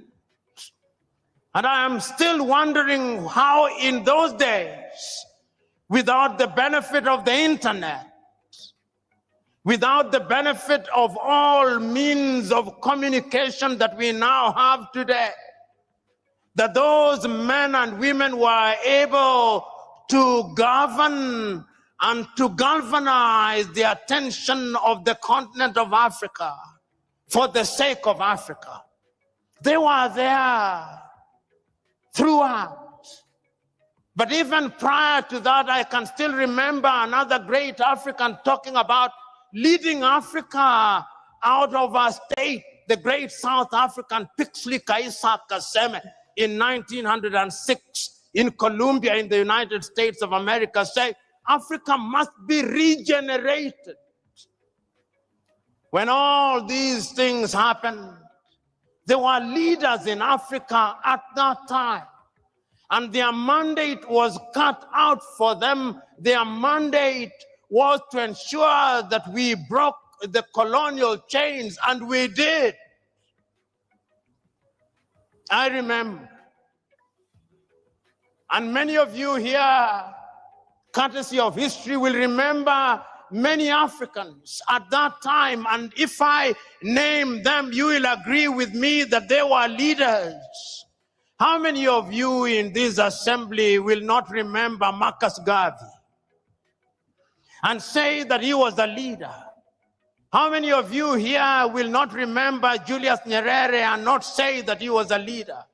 How many of you will remember Kaunda, Amilcar Cabral, Samora, Moises Machel, Agostino Neto, Namdi Azikiwe, Abubakar Tafawa Balewa, Gamal Abdel Nasser, and many others, and remember that they were leaders who did not want to occupy political space because of material aggrandizement.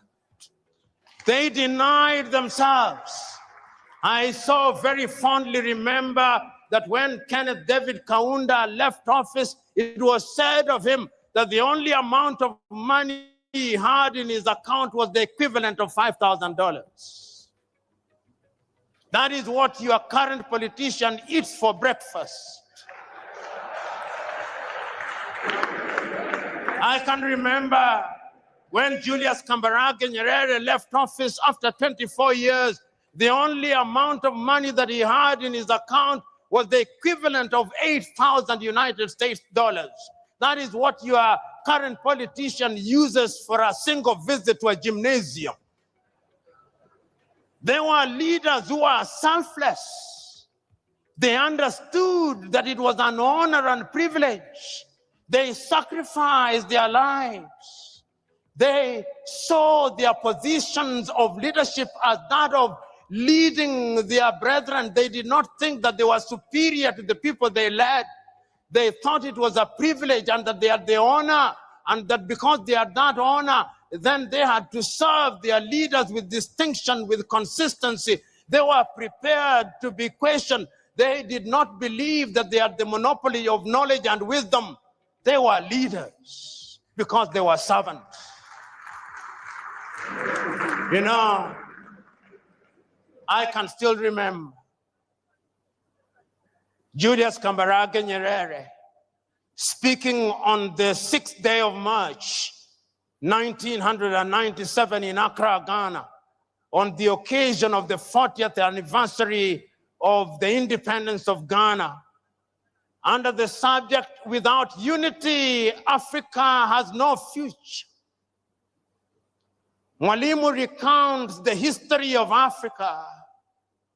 He says, when we rose up against the colonialists, our agenda was cut out for us.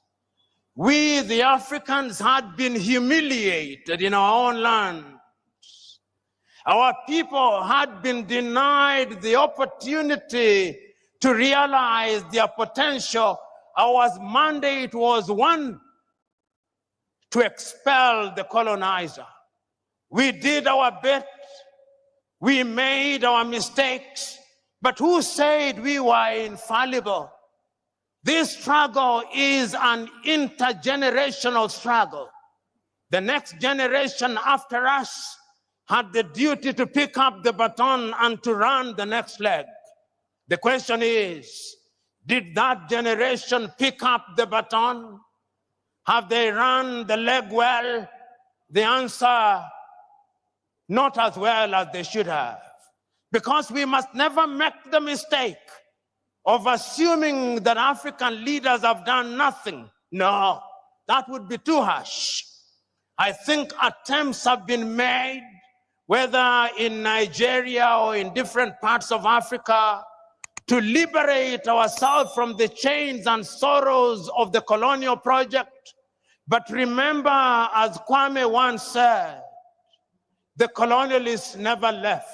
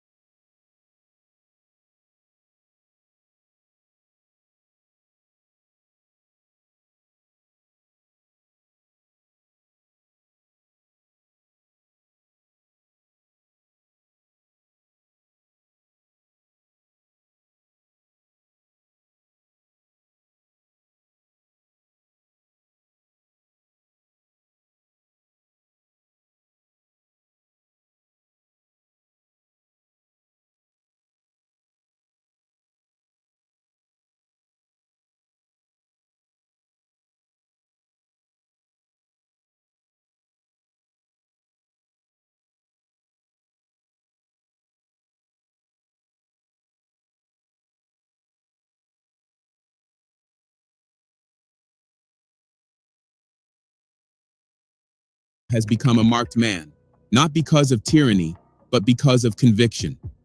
From Washington to Paris, powerful nations want him removed. Inside his own country, political elites and hidden traitors plot against him. Even some African leaders view him as a disruption to the status quo. But Traorè's only crime? Refusing to be controlled. He has challenged foreign influence, reclaimed national pride, and placed Burkina Faso's destiny above global interests. And for that, they want him gone, by any means necessary. But Traoré is not standing still. In the face of growing threats, he's now reinforcing his inner circle with a new advanced security network.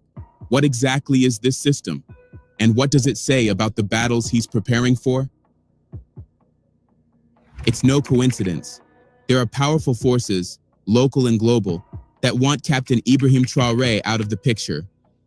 How else do you explain it?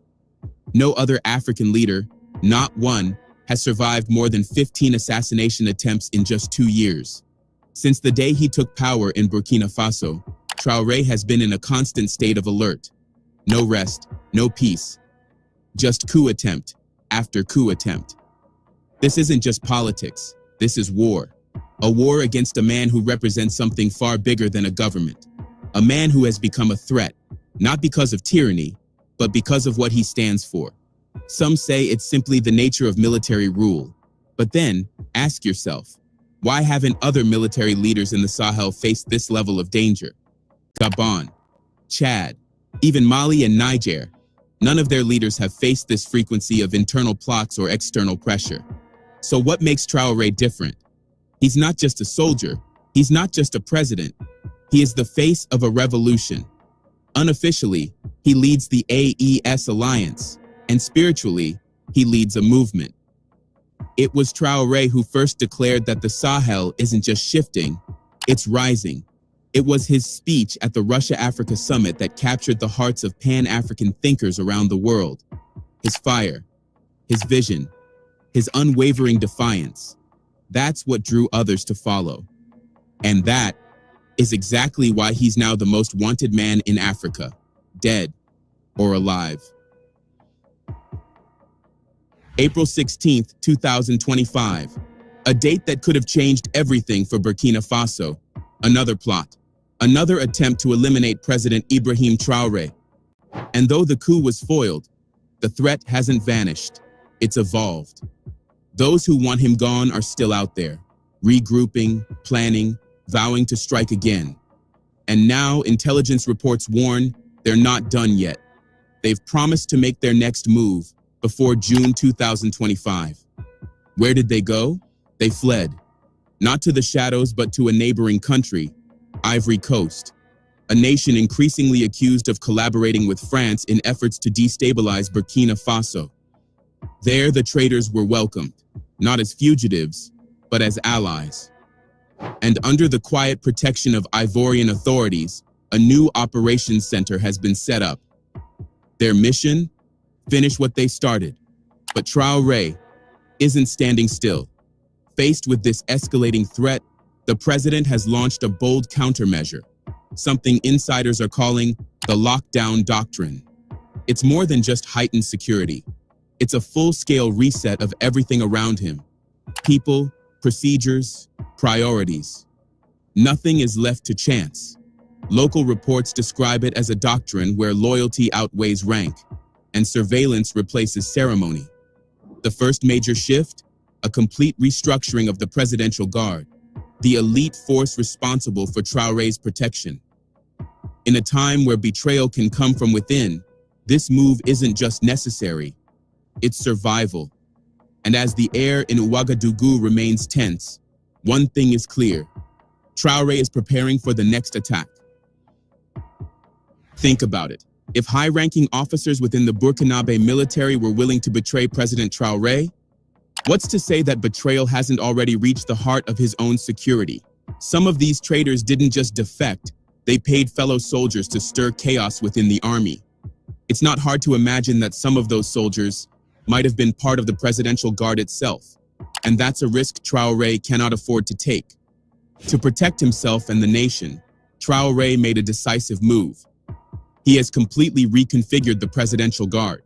Teams were reshuffled, suspicious individuals were quietly removed, and in their place, only those who had proven their loyalty.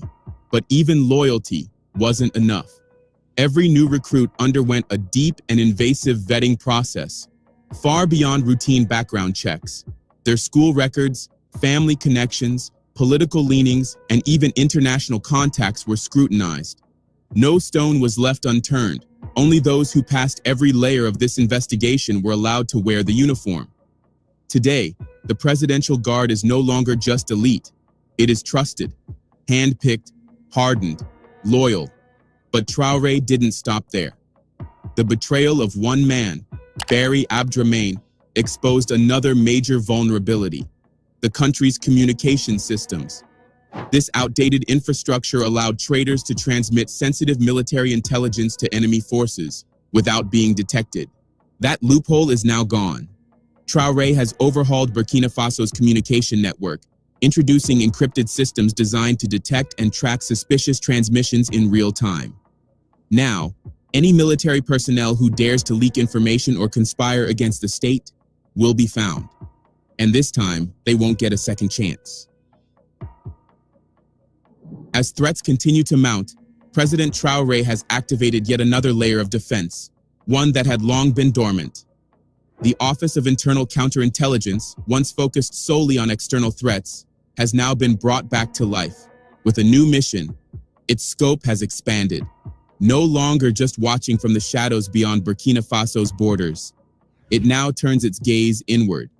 Every cabinet minister, every provincial commander, even local police chiefs, no one is exempt. Their political allegiances are being examined, their loyalties questioned. And if anyone is found to hold views that do not align with the vision of President Traor'e, they are reassigned, far from the capital and far from power. To some, this may seem extreme, even paranoid, but in a region where betrayal often comes from within, paranoia is survival. History offers a brutal reminder. Thomas Sankara, a revolutionary icon, betrayed and assassinated by his closest ally, Blaise Compaoré, a friend, a fellow soldier. Traor'e has learned from that. He's determined not to repeat it. But Traor'e isn't just tightening control. He's deploying something far more unconventional, something few outside Burkina Faso truly understand: his secret weapon. From the very beginning of his leadership, Traor'e established a civilian militia, a volunteer defense force made up of everyday Burkinabe citizens willing to fight for their country's future. They're known as the VDP, the Volunteers for the Defense of the Homeland. Trained, armed, and deeply loyal to Traor'e, this group was created to protect villages from terrorist attacks. But now, they've grown into something more: a second layer of national defense, a buffer between the people and chaos, a force untouched by the colonial loyalties that still linger within parts of the traditional army. In the wake of the latest coup attempt, Traor'e is repositioning the VDP, not just as village defenders, but as a shield around the revolution itself, and perhaps the final line of defense for the man who has become the face of it. Now mobilized and restructured, the VDP has been deployed across Burkina Faso, strategically positioned in key administrative and military centers. But they're not just standing guard, they've become something more. Their new mission: act as watchdogs, as spies, reporting any suspicious movement or unusual behavior directly to the presidency. These civilian defenders, fiercely loyal to Traor'e, are now his eyes and ears across the nation. Their presence means that any attempt to conspire, organize, or betray will be detected early. What was once a volunteer militia fighting terrorists is now an internal immune system, designed to respond instantly to threats from within. But Traor'e didn't stop there. Under his instruction, the Ministry of the Interior has quietly launched a new biometric tracking program. On the surface, it's a national registration effort, but beneath that, it serves a far more targeted purpose. According to reports from within Burkina Faso's intelligence network, this system will track the movements of individuals flagged as potential threats, both civilian and military. Those connected to the April 16th plot are now being monitored. Every movement, every meeting, every phone call. It's a new era of surveillance, and not everyone approves. Critics, especially from outside the country, have taken to social media, accusing Traor'e of becoming a power-hungry dictator, consolidating control through fear and technology. But for Traor'e's supporters, this is nothing new.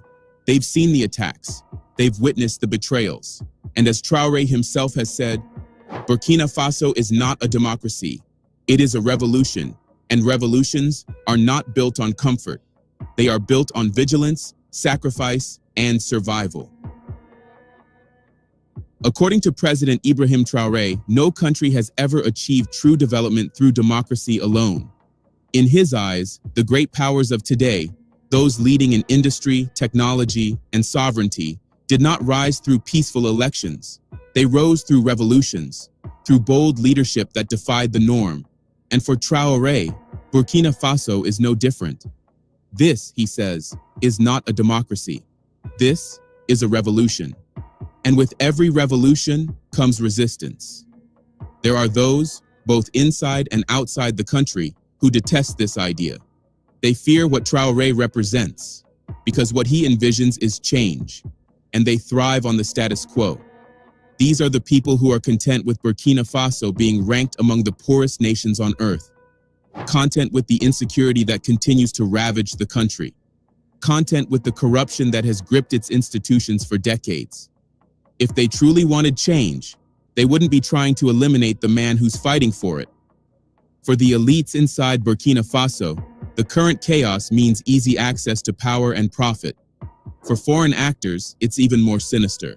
Burkina Faso's weak state allows for unfiltered access to the country's natural resources and to the Sahel's untapped wealth. But Traor'e's rise changed everything. With a vision of a secure, sovereign, and industrialized Burkina Faso, he threatens to close the gates they've kept open for years. And that's why, from the very beginning, they've tried to remove him, by any means necessary. Between September 2022, when he first came to power, and September 2023, 4 coup attempts were launched against him. They failed. But in an unexpected move, Traor'e chose mercy over vengeance. He spared them. No prison, no trials. Instead, he gave them a warning. Distance yourselves, or be consumed by what's coming. But that first coup was only the beginning. The second and third followed quickly, both unfolding within the same month, October 2023. This time, Traor'e took a different approach. There were no warnings, no second chances. Arrests were made, investigations launched. From October 2023 to September 2024, Burkina Faso became a nation under siege, not just from outside enemies, but from within its own ranks. Plot after plot, attempt after attempt. By the time the 10th coup attempt was uncovered, the situation had become even more dire. This one wasn't just political, it was terroristic. Intelligence reports traced the conspiracy to Paul-Henri Damiba, the former junta leader, now in exile in Togo. From afar, Damiba coordinated with known terrorist factions, received silent support from authorities in Ivory Coast, and activated sleeper cells within the Burkinabe military still loyal to him. The result? A deadly assault that left soldiers and civilians dead. A brutal reminder that the war against Traor'e is not just about power, it's about the very soul of Burkina Faso. Damiba's plot went deeper than anyone expected. He organized soldiers from within the Burkinabe ranks, men who had sworn an oath to protect, now collaborating with terrorists. Using sensitive military intelligence, they orchestrated an attack on Barcelogo, a strategic town, dangerously close to the capital, Ouagadougou. The assault was brutal. Hundreds of soldiers and civilians were killed. The town fell. But this wasn't just a military strike. It was a psychological operation aimed at undermining Traor'e's authority, questioning his security reforms, and sowing division within the armed forces. The ultimate goal? Mutiny, chaos, collapse. But the plan failed. Some of the conspirators were arrested. The rest scattered. Since then, more attempts have come, and each one has failed. But they all share a common trait: foreign fingerprints. Again and again, external actors emerge behind the scenes, fueling instability, funding dissent, weaponizing betrayal. And that's why Traorè's recent security overhaul isn't just a precaution, it's a strategic necessity. Because this is no longer about politics. This is not personal. This is war. A war against hidden enemies, against traitors, against a system that has long profited from Burkina Faso's suffering. And for Traoré, protecting himself isn't just about survival. It's about defending a vision for the future, a future where Burkina Faso finally breaks free. Isn't it a bit sad that someone like Traoré, who's trying to bring real change, has to go to such extreme lengths just to stay safe? Why can't people just let him do what he set out to do? It's obvious his job isn't going to be easy. He's up against terrorism and internal conflicts. With all that going on, how can the fight against terrorism really succeed? What's even more frustrating is that it's not just about physical threats. Traoré is also facing a wave of attacks from the media, and honestly, that might be even more dangerous. The media is incredibly powerful. It shapes how people think. A single comment from a major outlet can influence millions, even billions, and spread fear, anger, or mistrust. And unfortunately, those who want Traoré out know this and are using it to their advantage. Lately, it feels like Traoré's been targeted more than any other leader. Not just criticized, but constantly smeared with fake news. Every time he shows up in Western media, it's always negative. It's like these reporters have selective memory. But then again, maybe it's not that surprising. At the end of the day, they're just pushing what benefits the West. Just a few weeks ago, the US commander of AFRICOM came out with a bold accusation, claiming that President Traoré is using Burkina Faso's gold to protect himself. Seriously? We all know that's not true. In fact, Traoré has made it a point to use the country's resources for the benefit of the people, not for personal gain. And even if some of that gold was used for security, let's be honest, isn't that his right? He's fighting off constant threats. Why does the US feel the need to meddle every time an African leader decides to stand up for his country? But it doesn't stop there. Another article claimed Traoré is enriching himself with national wealth. Honestly, that's laughable. We've seen what corruption looks like in Africa. Leaders living in luxury, flying private jets, shopping in Paris, while their people suffer. But Traoré, he's not cut from that cloth. If he were stealing, we'd see the signs. We'd see it in his wardrobe, in the flashy cars, in the massive mansions. But none of that exists. Traoré still dresses simply. He drives what he needs to, not what he wants to show off. He stays grounded, in every sense of the word. And let's not forget, if he were truly enriching himself, he'd be traveling constantly like so many others. But he's not. He stays in Burkina Faso, facing the problems, walking among the people, and doing the real work. You don't see that often, and that's exactly why they're afraid of him. Let's be honest, this is just another desperate attempt to turn people against President Traoré. At one point, there were headlines everywhere claiming that Traoré was targeting and killing a specific ethnic group in Burkina Faso, the Fulanis. They said he had grown so frustrated that he made the Fulanis the new focus of a military strategy. That claim? It sparked protests, especially among Burkina-based citizens living in France. Some even went as far as demanding that he step down. But just like the accusations about gold and corruption, it was all a lie. Traoré's government never targeted the Fulani people. If there had been such a campaign, the journalists inside Burkina Faso, the ones who live it, breathe it, and walk those streets every day, would have reported it. But they didn't. Instead, the people pushing this narrative are outside the country. They're commentators, media houses, and so-called analysts who have never even set foot in Burkina Faso. And yet they're the loudest voices. But here's the thing. We, as Africans, can't sit back and let this kind of misinformation go unchecked. It's our responsibility to make sure the truth is heard. We can't allow our brothers and sisters in the diaspora, like the Burkinabe in France, to be manipulated by stories written thousands of miles away. President Traor'e may not be perfect, but he's one of the few leaders who's actually fighting for change, not just for Burkina Faso, but for Africa as a whole. If Traor'e is removed from power, or worse, assassinated, this revolution could come to an end. And let's be honest, it might be years, maybe even decades, before we see a leader like him again. Remember what happened after Thomas Sankara? He was killed, and for decades, Africa waited for someone brave enough to stand up, someone bold enough to challenge the system. Traor'e is that someone. He's not just a hope for Burkina Faso, he's a symbol of hope for the entire continent. He proves that Africa can raise leaders who are patriotic, principled, and committed to real change. But instead of rallying around him, some people are working to bring him down. They've sold their loyalty, not to their country, but to foreign interests. They're trying to destroy the very future they claim to care about. And perhaps the most heartbreaking part of it all? Ivory Coast, a fellow African nation, is allegedly helping to destabilize Burkina Faso. But with these new security measures in place, maybe, just maybe, it'll be enough to protect him, enough to keep the revolution alive. What do you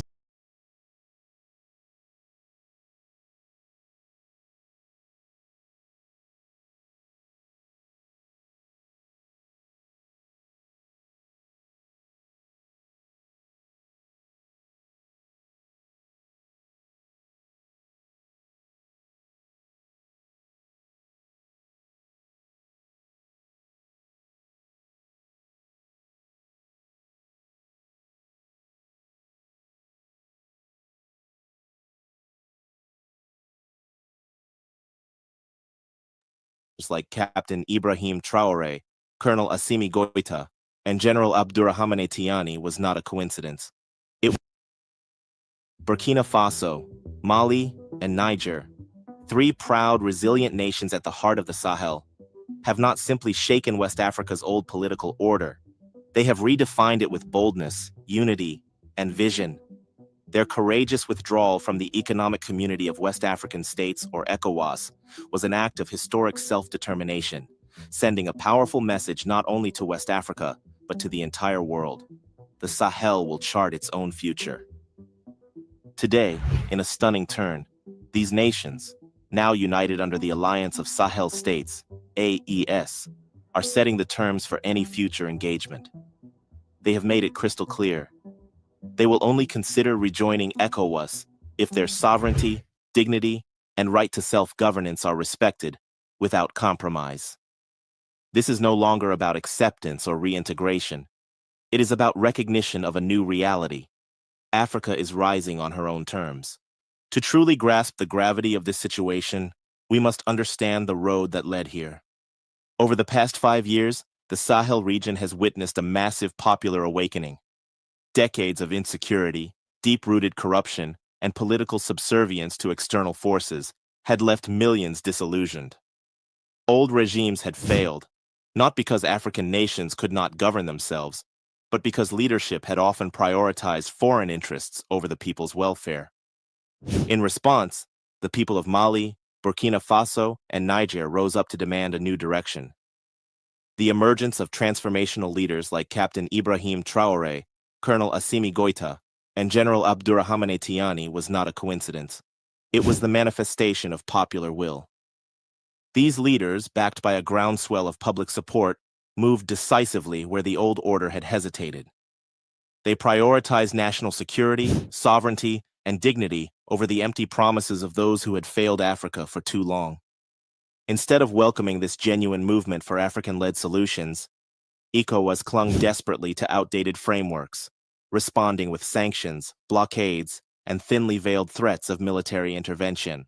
Their actions revealed a painful truth.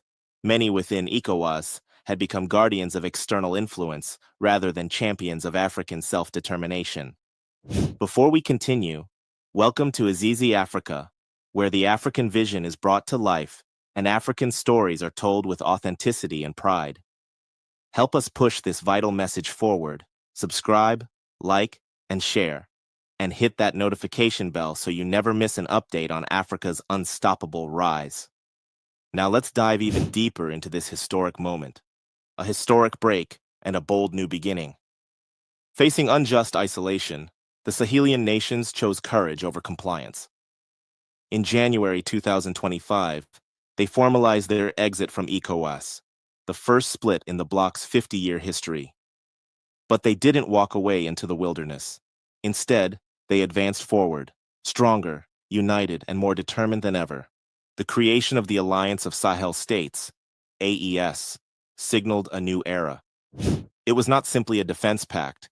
It was a confederation with a shared security framework, joint military initiatives, a biometric passport system, and an increasingly unified economic policy. AES didn't retreat. They built. Today, while ECOWAS struggles to maintain relevance, it is AES that is thriving, developing internal markets, strengthening border security, negotiating new alliances, and inspiring millions across the continent with a clear message. Africa does not need to ask permission to determine its own destiny.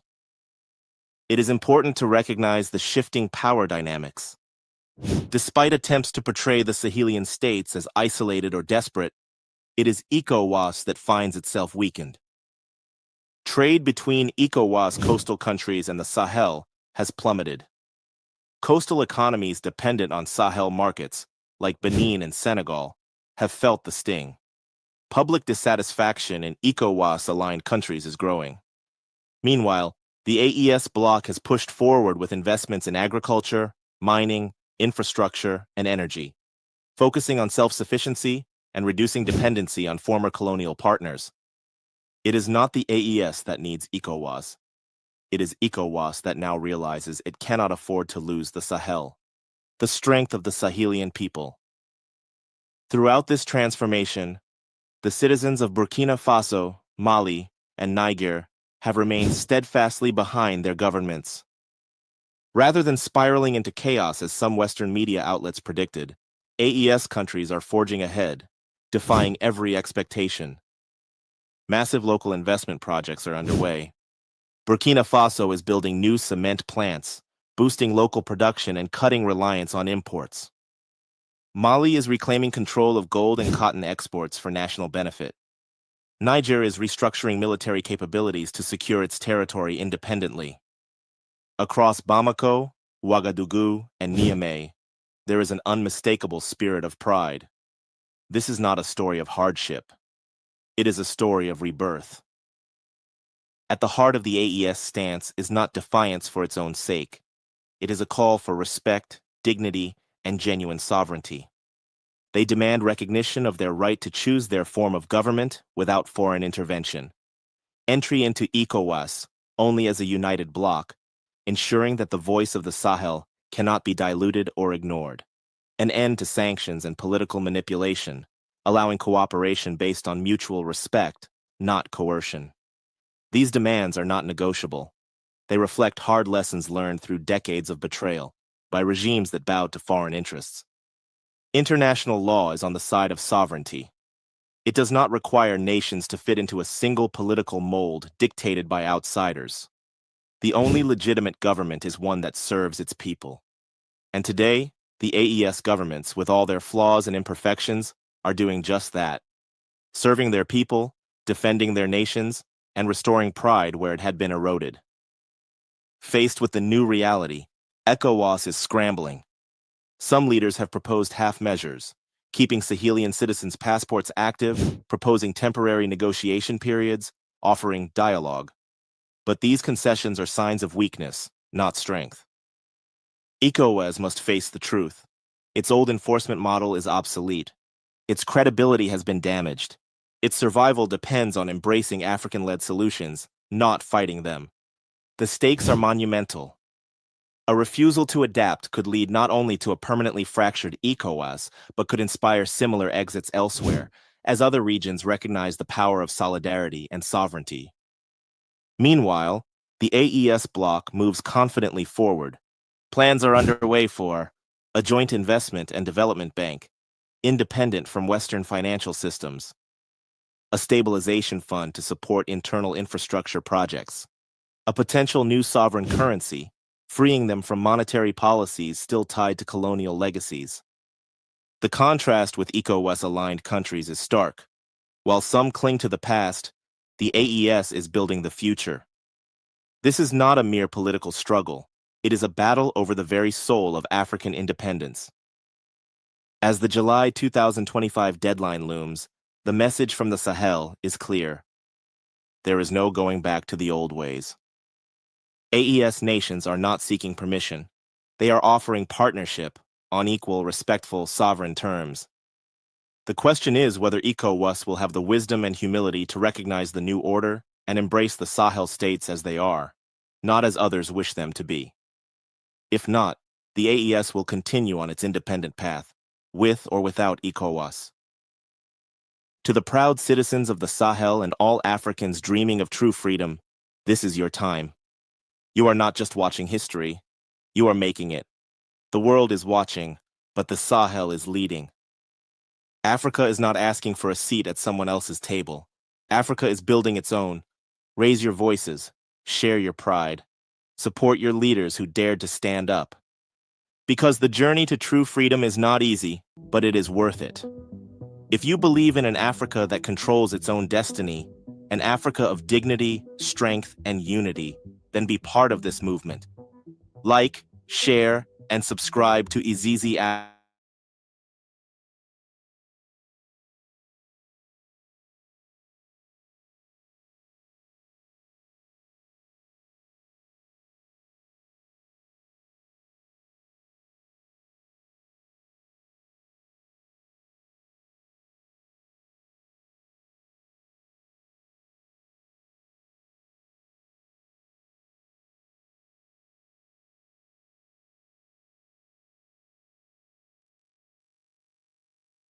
In Ghana's western region, about 300 kilometers from the capital, Accra, there is a gold mine that once symbolized international investment and economic hope, the Dagman mine. But as of April 18, 2025, everything has changed. The government of Ghana has taken control of the mine, ending a 30-year partnership with Abozo Goldfield Limited, a subsidiary of the gold mining company Goldfields Limited.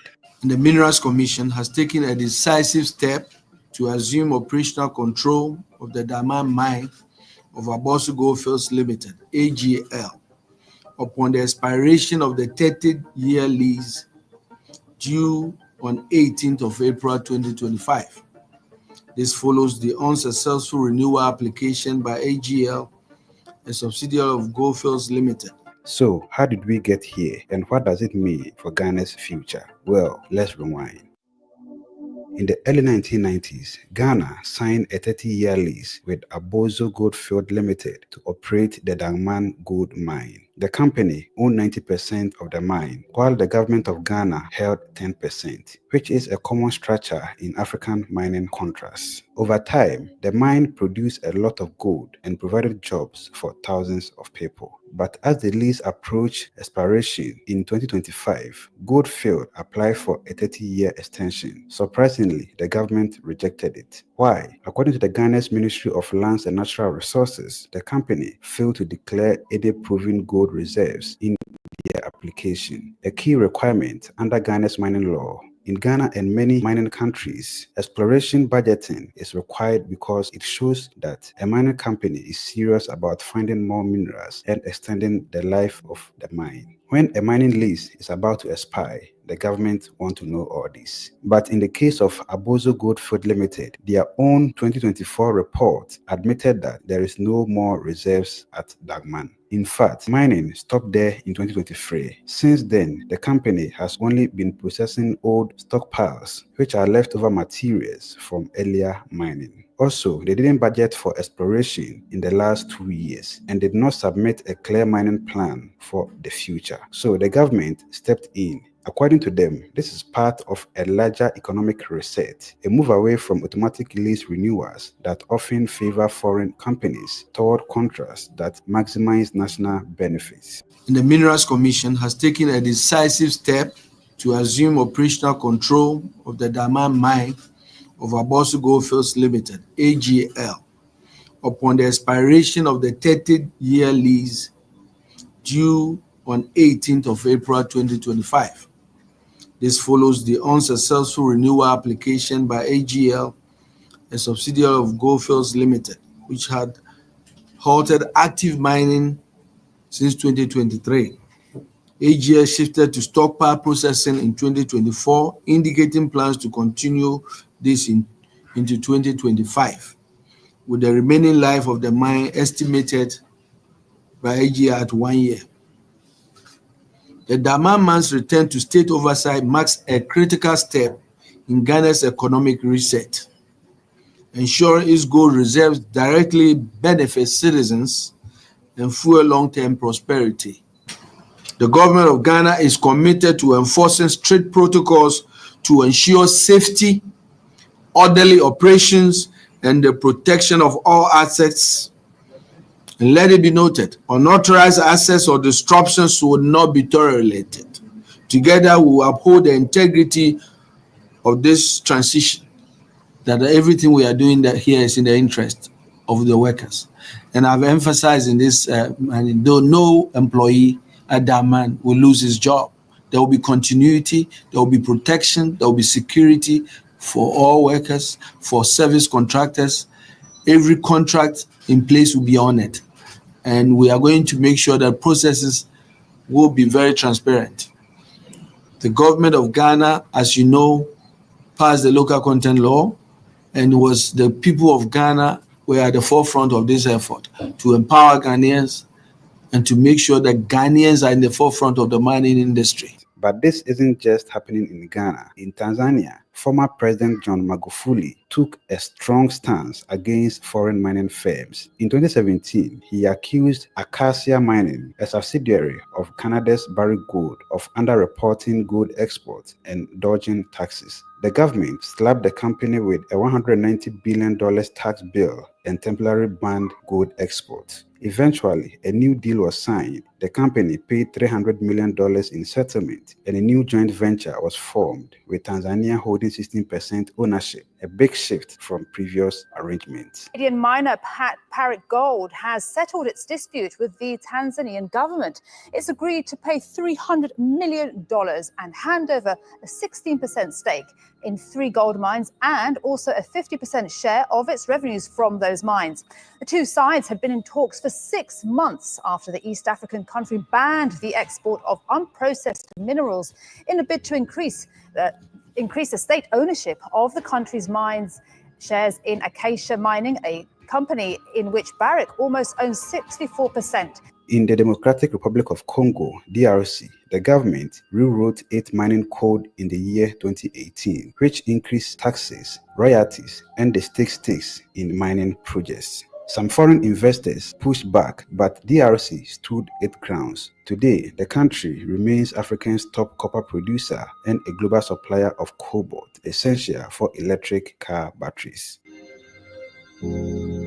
And in Zambia, the government took over Konkola copper mines from India firm Vedanta Resources in the year 2019, after accusing the company of failing to invest and pay taxes. The process was messy and is still tied up in court. But in 2023, Zambia finally reached a deal to hand operations to a new investor while keeping more control and oversight. Last year, we also saw Burkina Faso, Mali, and Niger taking over mines in their countries. So, Ghana's government says it's learning from these cases. They have promised a smooth transition with no job losses, no broken contracts, and continued operations. They also plan to focus on local jobs, community businesses, and value retention, meaning more of the wealth stays in Ghana.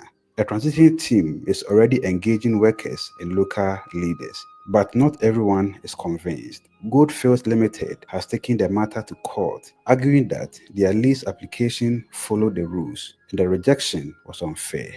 We understand that the company has formally notified the government of its intentions to seek redress through arbitration, as is their right and also the responsibility of the state to respect same under the mining lease. That notice satisfies the condition under Section 27.5 as I read. And accordingly, the mine's operation should remain undisturbed until the dispute is resolved.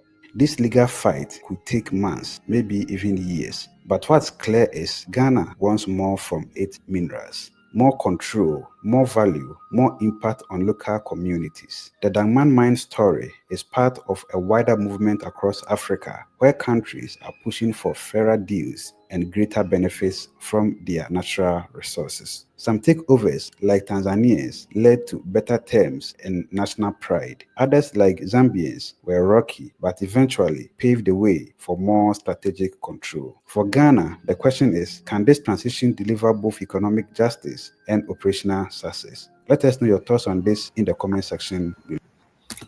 Kofi, follow me.